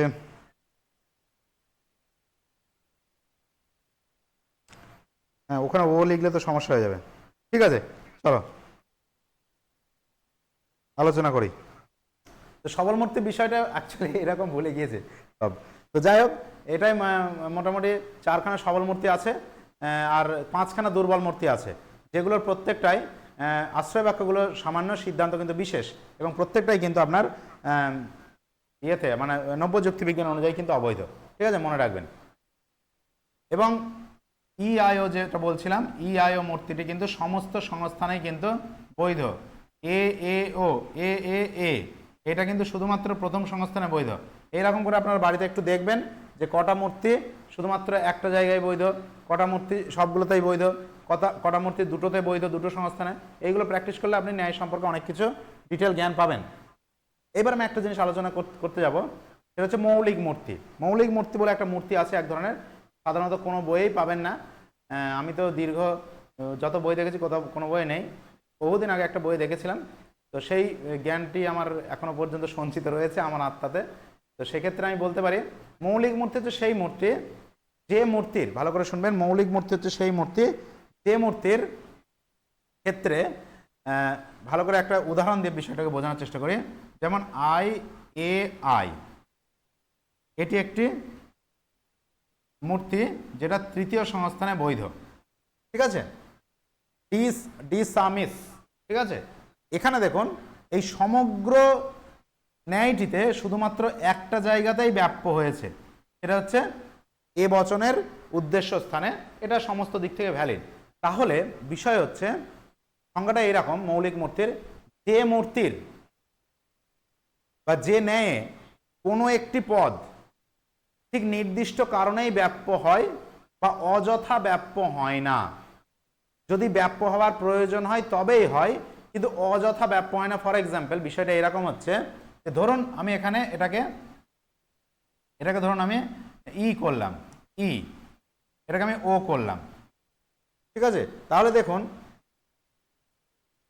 এটাকে আমি করলাম, এটাকে আমি এ করলাম, ধরুন এরকম যদি হয় সাপোজ। ঠিক আছে, সেক্ষেত্রে দেখুন এর কিন্তু এই জায়গাটায় ব্যাপ্য হয়েছে, এই জায়গাটায় ব্যাপ্য হয়েছে, অর্থাৎ পক্ষপদ। এখানে পক্ষপদ আছে আমরা জানি এস, এখানে পক্ষপদ আছে, এখানেও পক্ষপদ আছে। কিন্তু দেখুন এই জায়গায় পক্ষপদটা ব্যাপ্য হয়েছে, এই জায়গায় ব্যাপ্য হয়নি, কোনো সমস্যার কোনো কারণ নেই যদিও। কিন্তু এই পক্ষপদের ব্যাপ্য হওয়ার কি আদৌ কোনো দরকার রয়েছে? মানে এর কোনো আর কোনো মানে মূল্য রয়েছে, ভ্যালু রয়েছে? এখানে তো না হলেও হতে পারতো। মানে এই ব্যাপ্য পদটির কোনো ভ্যালুই নেই, কারণ এখানে হয়নি তো ন্যায় নিয়ম মেনে চলছে, অসুবিধা নেই। কিন্তু এই যে ব্যাপ্য পদটি এর কোনো ভ্যালু নেই। তো বলা হচ্ছে এমন কিছু ন্যায় আছে যে ন্যায়গুলোতে অকারণে ব্যাপ্য হবে না। কোনো পদ অকারণে, মানে এটা তো অকারণে ব্যাপ্য হয়েছে, এর কোনো ব্যাপ্য হওয়ার কোনো কারণে নেই, হলেও হয়তো না হলেও হয়তো, কোনো চাপ ছিল না। কিন্তু এই পদটি কিন্তু এখানে অকারণে ব্যাপ্য হয়ে গিয়েছে। তো যে পদ, যে ন্যায় বা মূর্তিতে কোনো পদ অকারণে ব্যাপ্য হবে না, সেই মূর্তিকে বলা হচ্ছে মৌলিক মূর্তি। এইরকম মৌলিক মূর্তির সংখ্যা কতগুলো আছে জানেন? এইরকম মৌলিক মূর্তির সংখ্যা আছে 15টি। এই যে 19খানা বৈধ মূর্তির মধ্যে 15খানা মূর্তি এরকম আছে যারা হচ্ছে মৌলিক মূর্তি, যেখানে কোনো একটি পদ অকারণে ব্যাপ্য হয় না, কারণ থাকলেই তো ব্যাপ্য হয়। ফর এক্সাম্পল ধরা যাক এরকম, এখানে একটা বচন, এখানে একটা বচন, এখানে একটা বচন। ঠিক আছে, এবার এখানে দেখা যাচ্ছে এখানে ও হয়েছে, ঠিক আছে, এখানে এ হয়েছে, বা এখানে ও হয়েছে। তাহলে দেখুন এখানে যদি এটা আপনার এইরকম সংস্থান হয়, এটা যদি আপনার এইরকম হয়, তাহলে দেখুন এটা হচ্ছে আপনার তৃতীয় সংস্থান। বোকার্ডো, বোকার্ডো, বোকার্ডো হয়েছে এটা। এবার এখানে দেখুন, লক্ষ্য করুন, এখানে একটা জিনিস লক্ষ্য করুন যে এখানে দেখুন এটার ব্যাপ্য হওয়ার প্রয়োজন মানে দরকারও নেই, কারণ এখানে হেতুপদ যেহেতু ব্যাপ্য হয়ে গিয়েছে তাই চাপ নেই। কিন্তু এইখানে এই পদটা ব্যাপ্য হয়েছে, এই পদটা এখানে হচ্ছে সাধ্য পদ, এই সাধ্য পদটা এখানে ব্যাপ্য হয়েছে, এবং এই পদটা ব্যাপ্য হওয়ার প্রয়োজন ছিল, কারণ না হলে এইখানে তো আমরা জানি ব্যাপ্য হয়, তা নাহলে সমস্যা হয়ে যেত। বুঝতে পারছেন? অর্থাৎ অকারণে ব্যাপ্য হয়নি, কোনো পদই কিন্তু এখানে অকারণে ব্যাপ্য হয়নি। ব্যাপ্য পদ তো তিনটে আছে এখানে, এই পদটা, এই পদটা আর এই পদটা, তিনটেই কিন্তু কারণে ব্যাপ্য হয়েছে। এখানে ব্যাপ্য না হলে হেতু দোষ ঘটে যেত, অব্যাপ্য হেতু দোষ। এখানে যদি ব্যাপ্য না হয়ে এখানে যদি ব্যাপ্য হয়ে যেত, তাহলে সেক্ষেত্রে অবৈধ সাধ্য দোষ ঘটতো। সুতরাং এখানে তিনটে পদের ব্যাপ্যের হওয়ার নির্দিষ্ট কারণ রয়েছে। সুতরাং এই ধরনের মূর্তিকে বলা হয় মৌলিক মূর্তি, যার সংখ্যা আছে 15টি। আশা করি আপনারা মৌলিক মূর্তি সম্পর্কে সম্যক ধারণা পেয়েছেন। চলুন নেক্সট, এবার আমরা আলোচনায় আসবো। আর কি আলোচনা আছে? ঠিক আছে, দোষগুলো নিয়ে আলোচনা করলাম, যে বিভিন্ন রকম দোষ আমাদের যেগুলো আছে সেইগুলো আমাদের কিন্তু জানতে হবে। অর্থাৎ প্রথমে হচ্ছে চারিপদ ঘটিত দোষ, তারপরে অব্যাপ্য হেতু দোষ, অবৈধ সাধ্য দোষ, অবৈধ পক্ষ দোষ, নঙর্থক আশ্রয় বাক্যজনিত দোষ, দুটি বিশেষ আশ্রয় বাক্যজনিত দোষ, তারপর আপনার অনেকার্থক যে দোষগুলো আছে, অনেকার্থক সাধ্য, অনেকার্থক হেতু, অনেকার্থক পক্ষ, এগুলো আপনারা বইয়ে পেয়ে যাবেন। কোথাও যদি প্রবলেম হয় অবশ্যই আমাকে জানতে চাইবেন বা জিজ্ঞেস করবেন। এবার আমরা আলোচনা আসবো সংক্ষিপ্ত ন্যায়, এনথিমিম যেটাকে আমরা বলি, আমরা পড়েছি এনথিমিম বা সংক্ষিপ্ত ন্যায়।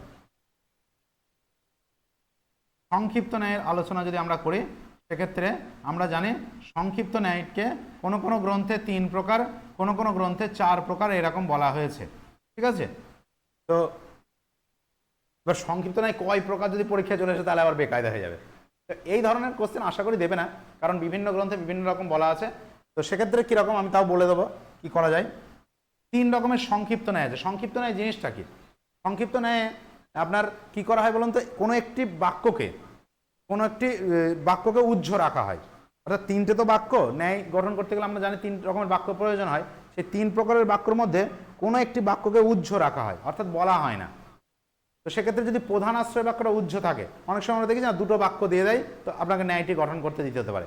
তো সেক্ষেত্রে প্রধান আশ্রয় বাক্যটি যদি উহ্য থাকে তাহলে হয়ে যাবে প্রথম প্রকারের সংক্ষিপ্ত ন্যায়।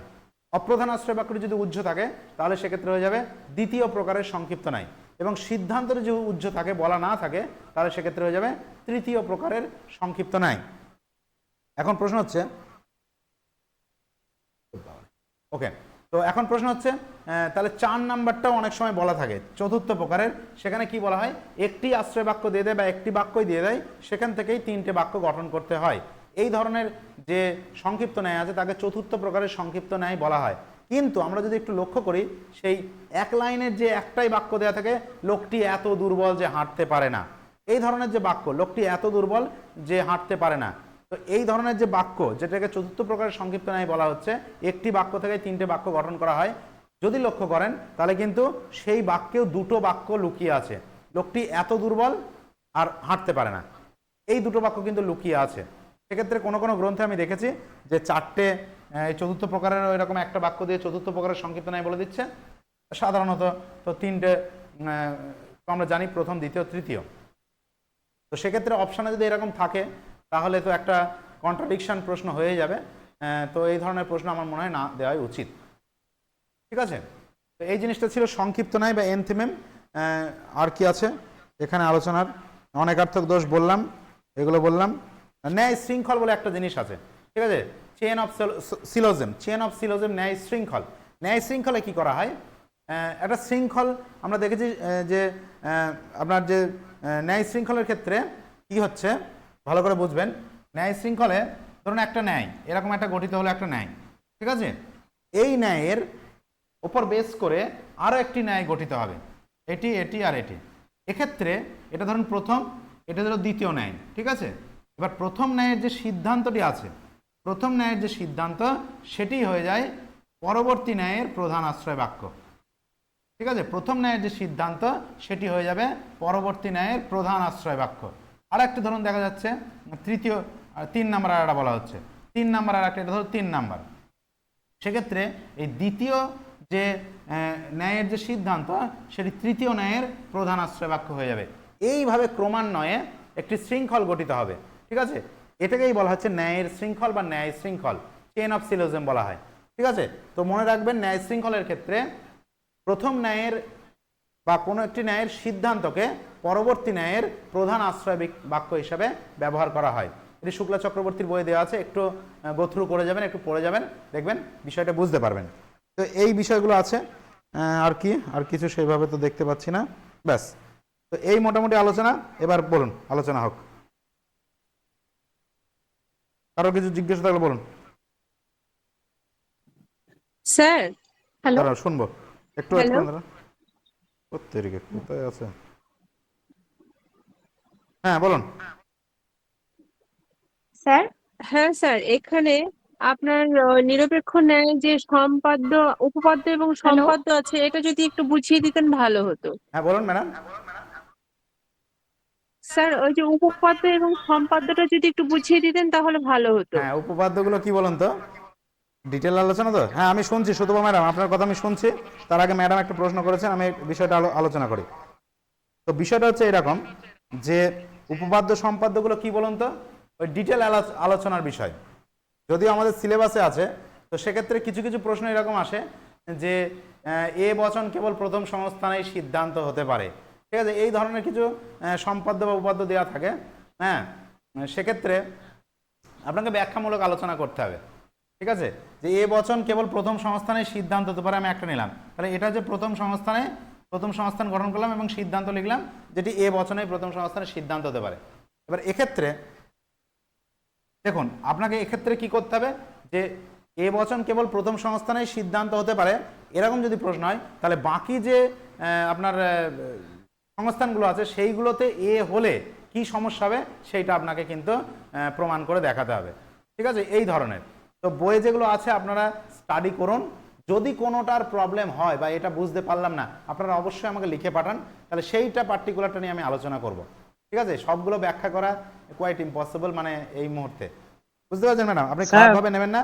আপনার যদি মনে হয় যে আপনি ওগুলো বুঝতে গিয়ে কোনো সমস্যা হচ্ছে, অবশ্যই আমাকে বলবেন, আমি আলোচনা করব, ঠিক আছে। স্যার হ্যাঁ আমি স্যার, সাইদুল এমনিতে বলছি স্যার। ঠিকই আছে, কিন্তু আমার এটা মানে উপপাদ্য সম্পাদ্যটা স্যার আমি একটু সাইদুল অসুবিধা বলছি। আছে জন্য আমি জিজ্ঞাসা করলাম। বিষয়টা আমি ঠিক বুঝে উঠিনি। হ্যালো। দাঁড়ান ম্যাডাম, কি বললেন শুনতে পেলাম না, এবার বলুন। হ্যাঁ স্যার আমি বলছি এই সাইদুল বলছি। উপপাদ্য এবং সম্পাদ্যটা আমি ঠিক বুঝে উঠতে পারিনি, সেই জন্যই বললাম। খুব সহজ জিনিস, একটু ন্যায় সম্পর্কে যদি একটু আপনি চর্চা করেন, তাহলে বিষয়টা আপনার কাছে খুব সহজ হয়ে যাবে। যদি কোনোটাই প্রবলেম হয় আমাকে বলবেন, আমি নিজের সাধ্য মতো সেটা ব্যাখ্যা করার চেষ্টা করব। হ্যাঁ বলুন, আর কেউ কিছু বলছেন? হ্যাঁ ঠিক স্যার। আছে। বলো স্যার মনে হচ্ছে ওই শহীদুল ভাই, বলো। নিরপেক্ষ ন্যায়ের যে বিশেষ বিশেষ মানে নিয়মগুলো আর কি, প্রথম সংস্থানে বিশেষ নিয়ম, দ্বিতীয় সংস্থানে বিশেষ নিয়ম, ওইটা তৃতীয় বলা সংস্থানে হয়নি। বিশেষ নিয়ম, ওগুলো প্রথম বলা হয়নি। সংস্থানের, হ্যাঁ ওইটা একটু স্কিপ করে গিয়েছে, ওটা বলা হয়নি। প্রথম সংস্থান, দ্বিতীয় সংস্থান এবং তৃতীয় সংস্থান এবং চতুর্থ সংস্থান, চারটে সংস্থানে কিছু বিশেষ নিয়ম আছে। তা প্রথম তিনটে সংস্থানে দুটো করে নিয়ম আছে, ঠিক আছে। যেমন প্রথম সংস্থানের একটি নিয়মগুলো আমি ভুলে গেছি অ্যাকচুয়ালি, তো ওইগুলো একটু মনে রাখতে হবে। প্রথম সংস্থানের যেমন একটি বিশেষ নিয়ম কি আছে মনে আছে? স্যার আমি বলবো স্যার। বলো। তার মানে প্রথম সংস্থানের দুইটি নিয়ম, মানে হ্যাঁ। প্রধান আশ্রয় বাক্যটি যদি অবশ্যই সামান্য বচন হয়, তাহলে অপ্রধান আশ্রয় বাক্যটি বিশেষ বচন হতে পারবে না। এগুলো প্রথম নিয়ম। এরকম দ্বিতীয় কি? নিয়ম হচ্ছে, হ্যাঁ স্যার, অপ্রধান আশ্রয় বাক্য অবশ্যই সদর্থক বচন হবে, কিন্তু কখনো নৈর্থক বচন হতে পারবে না। আচ্ছা দাঁড়াও, একটুখানি দাঁড়াও, আমি একটু দেখে নিয়ে আলোচনা করি। তো দেখাই হয় না না, কোথায় আছে নিয়মগুলো? এরকম চারটে সংস্থানে দুটো দুটো করে নিয়ম আছে। মানে চতুর্থ সংস্থানে কি আবার তিনটে নিয়ম আছে। রমাপ্রসাদের 119 পাতায় আছে।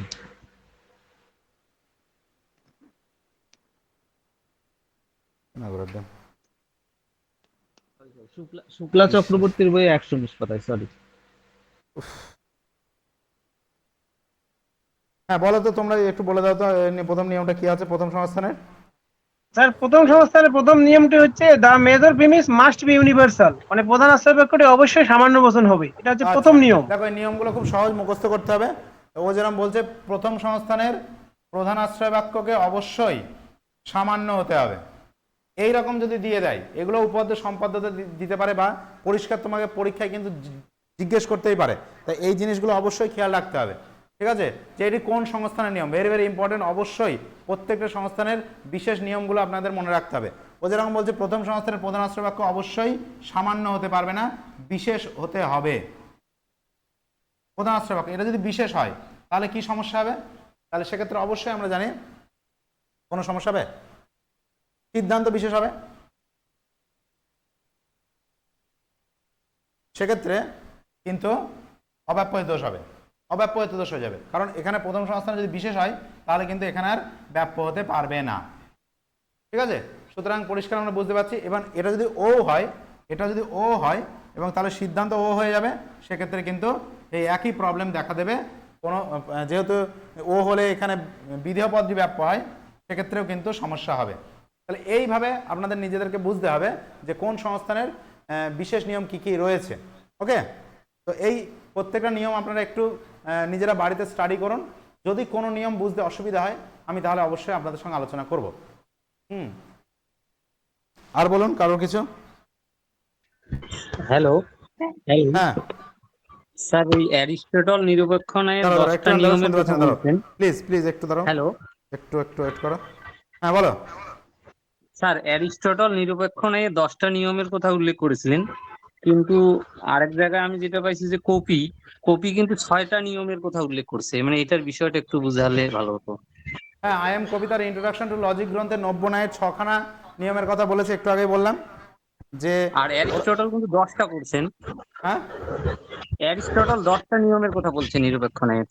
হ্যাঁ, অ্যারিস্টটল 10টা নিয়মের বলেছে গতানুগতিক যুক্তিবিজ্ঞান অনুযায়ী, কিন্তু আই এম কবিতার ইন্ট্রোডাকশন টু লজিক গ্রন্থে কিন্তু 6টি নিয়ম বলেছে। এই 6টি নিয়ম বললাম যে 6 নম্বর নিয়মটি ভেরি ভেরি ইম্পর্টেন্ট, যেটা আপনার অস্তিত্বমূলক দোষে দুষ্ট, এবং বাকি 5টা নিয়ম ওই অ্যারিস্টটলের 10টা নিয়মের 2 থেকে 2, 3, 4, 5, 6 এই যে 5খানা নিয়ম আছে, সেই 5টা নিয়মে কিন্তু আপনার নব্য যুক্তিবিজ্ঞানও রয়েছে। 6 নম্বর নিয়মটি মানে নব্য যুক্তিবিজ্ঞানের নতুন সৃষ্টি। ঠিক আছে, ঠিক আছে, ঠিক আছে। যেটা ওই আপনার আশ্রয় বাক্য, উভয় আশ্রয় বাক্য যদি সামান্য হয় তার থেকে কোনো বিশেষ সিদ্ধান্ত বিশেষ হতে পারবে না, বা সিদ্ধান্ত বিশেষ হলে উভয় আশ্রয় বাক্য সামান্য হতে পারবে না। যদি এরকম হয় তাহলে অস্তিত্বমূলক দোষ হয়। কেন হয় এর আগের দিন আমি আলোচনা করছিলাম, যে কারণ সামান্য বচন হচ্ছে অনস্তিত্বশীল বচন, যার অস্তিত্ব নেই অ্যাকর্ডিং টু মানে আপনার মডার্ন লজিক। তো সেক্ষেত্রে যার অস্তিত্ব নেই তার থেকে কি করে বিশেষ বচন, অর্থাৎ যার অস্তিত্ব সূচক বচন কখনোই নিশ্চিত হতে পারবে না। ওকে, আর কিছু কেউ যদি বলেন কিছু? হ্যালো, হ্যাঁ বলুন, হ্যাঁ স্যার, বলুন। বলছি যে 5টি দুর্বল মূর্তির কথা বললেন আর 4টি সবল মূর্তির কথা বললেন, হ্যাঁ, সেগুলো সবই কি প্রাচীন গতানুগতিক মতে, তাই তো? একদমই। সবল মূর্তি দুর্বল মূর্তি দুটোই গতানুগতিক বা প্রাচীন বা ট্র্যাডিশনাল লজিক। আর সেই যে 4টে আর 5টে টোটাল 9টা, এই 9খানা মূর্তিকে কিন্তু নব্য যুক্তিবিজ্ঞানে অস্বীকৃত বা ওগুলোকে ডিনাই করা হয়েছে, মানছেন না। এবং ওরা শুধুমাত্র এবং ওই 9টা মূর্তি অস্তিত্বমূলক দোষে দুষ্ট অ্যাকর্ডিং টু মডার্ন লজিক। হ্যাঁ, আচ্ছা স্যার, আর একটা কোয়েশ্চেন ছিল, বলো। যে সংক্ষিপ্ত ন্যায়ের যেটা বললেন, হ্যাঁ, যে কোনো একটা পদ সেটা অহেতুক ব্যাপ্য হবে না, হ্যাঁ, ওটা মৌলিক মূর্তি। না মৌলিক মূর্তিতে বললেন। হ্যাঁ। তো আমার সেখানে একটা প্রশ্ন হচ্ছে যে সেটা তো শুধুমাত্র ই বচন যদি থাকে তবেই হবে, অন্য কোনো বচন থাকলে তো হবে না তাও স্যার, হতে পারে, তাই তো? অসুবিধা নেই। কারণ ই বচনের উভয় পদ ব্যাপ্য, অন্য বচনের ক্ষেত্রেও হতে পারে। এরকম হতে পারে, অসম্ভব কিছু আছে কি? যদি আমি এরকম দেখি, আলোচনা করি যে এ এ আই, সেক্ষেত্রে যদি এটা এরকম কি হবে? এটা হবে না, আই করলে তো এটা প্রথম সংস্কৃতটাই হবে। অহেতুক ব্যাপ্য হচ্ছে না এখানে, ঠিক আছে। এটা হচ্ছে আপনার ও যদি হয়, যদি ও হয় সেক্ষেত্রে তো অবৈধ হবে এটা। প্রকার্ডো না, এটা অবৈধ হচ্ছে না এখানে, এটা তো হচ্ছে। ঠিক আছে, মানে অ্যাকচুয়ালি আপনার নিরপেক্ষ ন্যায়ের যে 19খানা বৈধ মূর্তি রয়েছে গতানুগতিক যুক্তিবিজ্ঞান অনুযায়ী, সেখানে 15টা মূর্তি এইরকম আছে যেখানে আপনার কোনো পদ অকারণে ব্যাপ্য হয়নি। ঠিক আছে, হ্যালো, ঠিক আছে স্যার। সেক্ষেত্রে হ্যাঁ অবশ্যই Hello? যদি হয় এক্সট্রা একটা বা দেখতে হবে আমাদের। যেরকম ধরুন আমি যদি আলোচনা করি এইটাই, যে ই এ আর ও এরকম যদি হয়, এবং সেক্ষেত্রে মূর্তিটা যদি যাই করি তো এরকম হয়ে যাচ্ছে, হ্যাঁ এরকম যদি হয়, যদি এরকম হয়, এরকম কোনো মূর্তি আছে নাকি প্রথম সংস্থানে? না, নেই, এরকম নেই, এরকম নেই, এরকম টেলারেন্ট, তাই না? এখানে তো অপ্রয়োজনে ব্যাপ্য হয়নি, এখানে তো প্রয়োজনে ব্যাপ্য হয়েছে। তো দেখতে হবে কোন মূর্তিটা এরকম অপ্রয়োজনে ব্যাপ্য আছে, বুঝলে? এই মুহূর্তে দেখতে পাচ্ছি না। অপ্রয়োজনে ব্যাপ্য যদি ই এ ও যদি হয়, এখানে তো অপ্রয়োজনে ব্যাপ্য হয়নি, এখানে তো প্রয়োজন হয়েছে, এটা তো অপ্রয়োজনে হয়নি। তারপরে আপনার এ এ এ করলে তো একই আসছে, এ ও ও এরকম যদি হয়, তো সেক্ষেত্রে যদি এইরকম হয়, তা প্রথমে অবৈধ হয়ে যাবে। পোকার্ডো, যাই হোক দেখতে হবে। হ্যাঁ, যদি এরকম আপনারা একটু সার্চ করবেন বা একটু দেখবেন, অপ্রয়োজনে যদি এরকম ব্যাপ্য হয় তাহলে সেটা ওই মৌলিক মূর্তির মধ্যে আসবে না, ঠিক আছে? কোনোটা আছে, এটা আপনাদের বলে রাখলাম, ঠিক আছে? হ্যালো, স্যার মিকাল বলছিলাম। হ্যাঁ বলুন। হ্যাঁ, বলছি যে স্যার স্যার ওই যে ইন্টারভিউ এর কোশ্চেনটা একটু ডিসকাস ও করবেন হ্যাঁ বললেন, হ্যাঁ, যেটা অবৈধ ওইটা হ্যাঁ, সামান্যীকরণ ওইটা ভুলে বোঝায়, গিয়েছিলাম, ওটা ওইটা একটু বলি। তার আগে একজন দাদা কিছু বলছিলেন, বলুন তো। স্যার মিকাইল বলছিলাম। হ্যাঁ মিকাল বলো। নব্য মতে যে মানে এই যে 15টি মৌলিক মূর্তি বলছেন বা মৌলিক ন্যায় যেটা, ওটা এটা প্রাচীন কি মত, নব্য মতে বৈধ মূর্তি এরা? প্রাচীন মত। স্যার এই মৌলিক ন্যায় যেটা মৌলিক মূর্তি বলছেন, হ্যাঁ, এটা কি নব্য মতে 15টি বৈধ মূর্তি এরা? এখন বাকিগুলো দেখতে হবে যে ওর মধ্যে ওটা আছে কিনা। যেমন আমি একটু আর আগে বলছিলাম স্যার যে ডারাপটি, ডারাপটি, এটা হচ্ছে ডারাপটি ডিসেম্বর,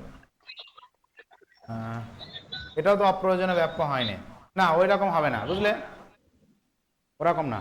আচ্ছা স্যার, আর একটা কোশ্চেন, এই সংস্থানের ব্যাপারটা, হ্যাঁ মানে 4 প্রকার সংস্থান স্বীকার করেছে তো কার্ভেদ রিড, হ্যাঁ, কিন্তু আমি কোন একটা বইয়ে দেখেছিলাম যে অ্যারিস্টটল 3 প্রকার সংস্থান স্বীকার করেছে। আচ্ছা, এটা কি ওটা দেখতে হবে আমাকে, জানি না। স্যার এরকম কিছু কার্ভেদ জানলে রিড একটু ওই জানাবেন। চিহ্নগুলো দেখিয়েছে, মানে এই যে আকারগুলো তিনি দেখিয়েছেন, হ্যাঁ সংস্থানের যে আকারগুলো, সেইগুলো কার্ভেদ রিড তৈরি করেছেন বলা হয়, এটাই মনে হয়। এটা তো হ্যালো, বলো। নির্মল বলছিলাম। মানে 3 প্রকার, অ্যারিস্টটল যে 4 প্রকার সংস্থানের কথা বলেছে, কিন্তু অ্যারিস্টটলের নিজের সৃষ্ট হচ্ছে 3টে সংস্থান, প্রথম, দ্বিতীয় আর তৃতীয়। আচ্ছা, চতুর্থ প্রকার সংস্থানের কথা বলেছেন গ্যালন গ্যালেন। বলে একজন দার্শনিক, গ্যালন।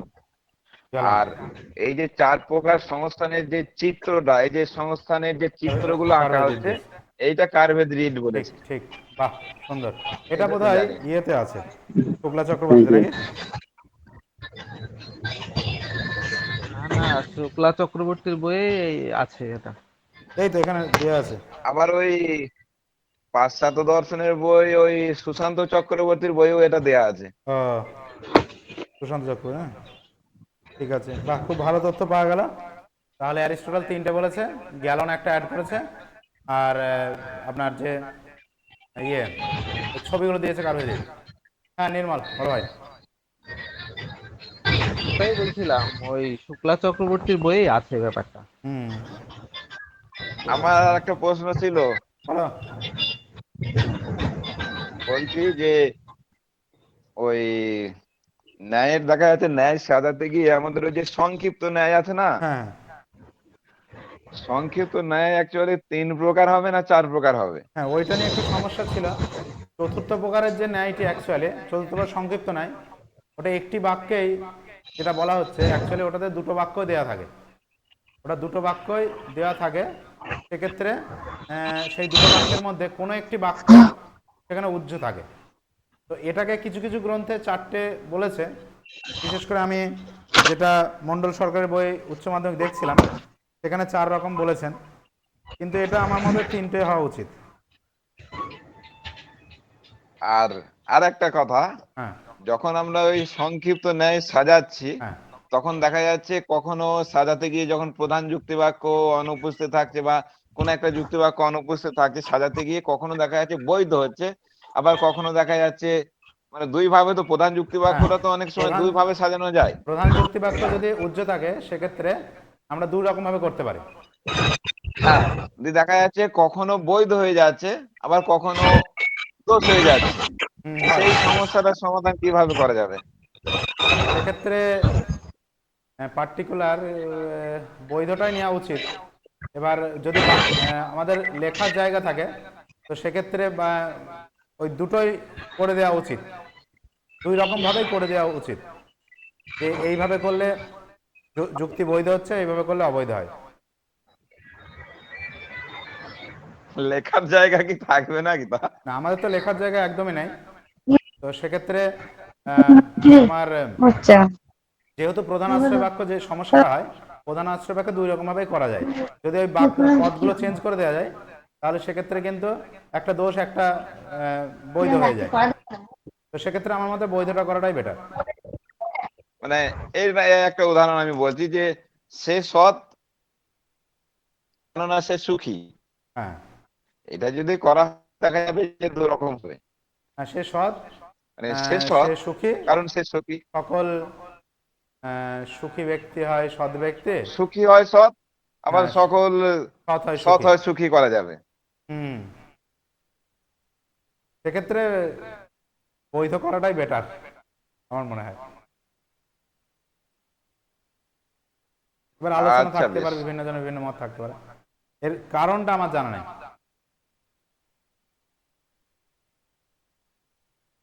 ওকে, যে বিষয়টা নিয়ে আমি আলোচনা করতে গিয়ে রাহানা বলছিল, সেটা এই ইন্টারভিউ আমাকে জিজ্ঞেস করেছিল যে তোমার যে দোষ, অবৈধ সাধ্য দোষ কেন হয়। আমি অরূপের সঙ্গে বোধহয় এই নিয়ে একটা ডিসকাসও করেছিলাম অনেক আগে। তো অবৈধ সাধ্য দোষ হচ্ছে এই কারণে, ধরা যাক এখানে আছে এ ই ই এবং সংস্থানটা প্রথম সংস্থান, তাহলে অবশ্যই অবৈধ সাধ্য দোষ হবে। সেক্ষেত্রে এটা ব্যাপ্য হবে না, এখানে ব্যাপ্য হয়ে যাবে, এবং এখানেও আমরা জানি পি থাকবে, এখানেও পি থাকবে, প্রথম সংস্থান। সেক্ষেত্রে আমি বলেছিলাম, আমি যদিও এইটাই বলেছিলাম চতুর্থ সংস্থান। সে বলছিল কেন, আমি উত্তর দিতে পারিনি। তো কারণ এটাই, এক্ষেত্রে দেখো এখানে বলা নেই, বা চতুর্থ নিয়মটার মূল ব্যাখ্যাই এটা, যে এখানে বলা নেই, এখানে বলা আছে, মানে এখানে ব্যাপ্য হয়নি, এখানে ব্যাপ্য হয়েছে। তার মানে কি? তার মানে হচ্ছে আশ্রয় বাক্যের থেকে সিদ্ধান্ত ব্যাপক হয়ে যাচ্ছে। ভালো করে বোঝো, আশ্রয় বাক্যে অব্যাপ্য মানে কি? সেটা কম ব্যাপক, কম জন সম্পর্কে বলেছে। আর সিদ্ধান্ত ব্যাপ্য মানে কি? সেটা সকলকে বোঝাচ্ছে। সেহেতু দেখা যাবে আশ্রয় বাক্যের থেকে সিদ্ধান্ত ব্যাপক হয়ে যায়, যেটা অবরোহ যুক্তির প্রধানতম একটি বৈশিষ্ট্যের মধ্যে পড়ে না। কারণ অবরোহ যুক্তিতে আমরা জানি সিদ্ধান্ত কিন্তু সবসময় সমব্যাপক বা কম ব্যাপক হয়, কিন্তু যদি এটা অব্যাপ্য এটা ব্যাপ্য হয়ে যায়, তাহলে কি হয়? সিদ্ধান্তটি হেতুবাক্য থেকে ব্যাপক হয়ে যায়। এই কারণের জন্য অবৈধ সাধ্য দোষ বা অবৈধ পক্ষ দোষ ঘটে। বুঝতে পেরেছো সকলে? হ্যাঁ, হ্যাঁ স্যার, বুঝে গেছি। এইটা হচ্ছে মূল কারণ, এই জিনিসটা মনে রাখবে। আমাকে একবার ধরেছিল, আমার এই মুহূর্তে মনে পড়লো বলে আমি তোমাদের সঙ্গে শেয়ার করলাম। হ্যাঁ, ঠিক আছে, অনেকটা লম্বা ক্লাস হয়ে গেল। আজকের ক্লাস এখানেই সমাপ্ত করছি। এই সংক্রান্ত নোটস আমি দিয়ে দেবো আপনাদের, চিন্তার কোনো কারণ নেই। এবং ভালো করে পড়াশোনা করুন, সাকসেস পেতেই হবে প্রত্যেককে, ঠিক আছে? এই সুযোগ একদমই হাতছাড়া করবেন না। সাকসেস কিন্তু প্রত্যেককে পেতে হবে, 100% মার্কস ক্যারি করতে হবে, 60-এ 60ই পেতে হবে। তারপর যা হবে দেখা যাবে, ঠিক আছে? আপনার হাতে যেটা আছে আপনি সেইটা নিয়ে ভাবুন। কত নাম্বার কোথায় আছে না আছে সেগুলো আপনার হাতের বাইরে। আপনার হাতে আছে পরীক্ষাটা, পরীক্ষাতে আপনাকে ফুল মার্কস ক্যারি করতেই হবে। যেন তেন প্রকার পড়াশোনা সেই লেভেলে করুন, যা হবে হবে। কোনো একটা কোণা বাদ রাখবেন না, একদম টোটাল সব পড়াশোনা করুন, ঠিক আছে? এবং বেস্ট অফ লাক, প্রত্যেককে ভালো করে পড়াশোনা চালিয়ে যান। এবং বিভিন্ন ধরনের কোশ্চেন আপনারা খুব আলোচনা করছেন, ভালো লাগছে। হ্যাঁ, তো ওই গ্রুপে যারা যুক্ত হননি তারা অবশ্যই যুক্ত হয়ে যান, সেখানে প্রশ্ন উত্তর আলোচনা করুন, নিজেদের মধ্যে ডিসকাশন করুন, খুব ভালো হবে। এখানে সংকীর্ণ মন নিয়ে থাকবেন না, এখানে নিজের সঙ্গে অপরের আলোচনা করলে কি হবে, অনেক অজানা কোশ্চেন কিন্তু আপনি জেনে যাবেন, বা আপনার কোনো ডাউট থাকলে সেগুলো কিন্তু আপনার পরিষ্কার হয়ে যাবে। সুতরাং একদমই ভয় পাবেন না বা ঘাবড়ানোর কোনো কারণ নেই, ভালো করে পড়াশোনা করুন, সাকসেস অবশ্যই হবে। ঠিক আছে, তো এই কথা বলে আজকের ক্লাস আমি শেষ করছি। সকলে ভালো থাকবেন, নমস্কার।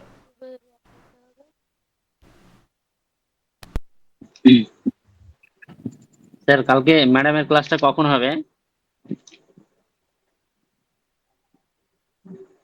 শুনতে পাচ্ছে? হ্যালো, শুনতে পাচ্ছে? ম্যাডামের ক্লাসটা কাল কখন করবেন লাইভ?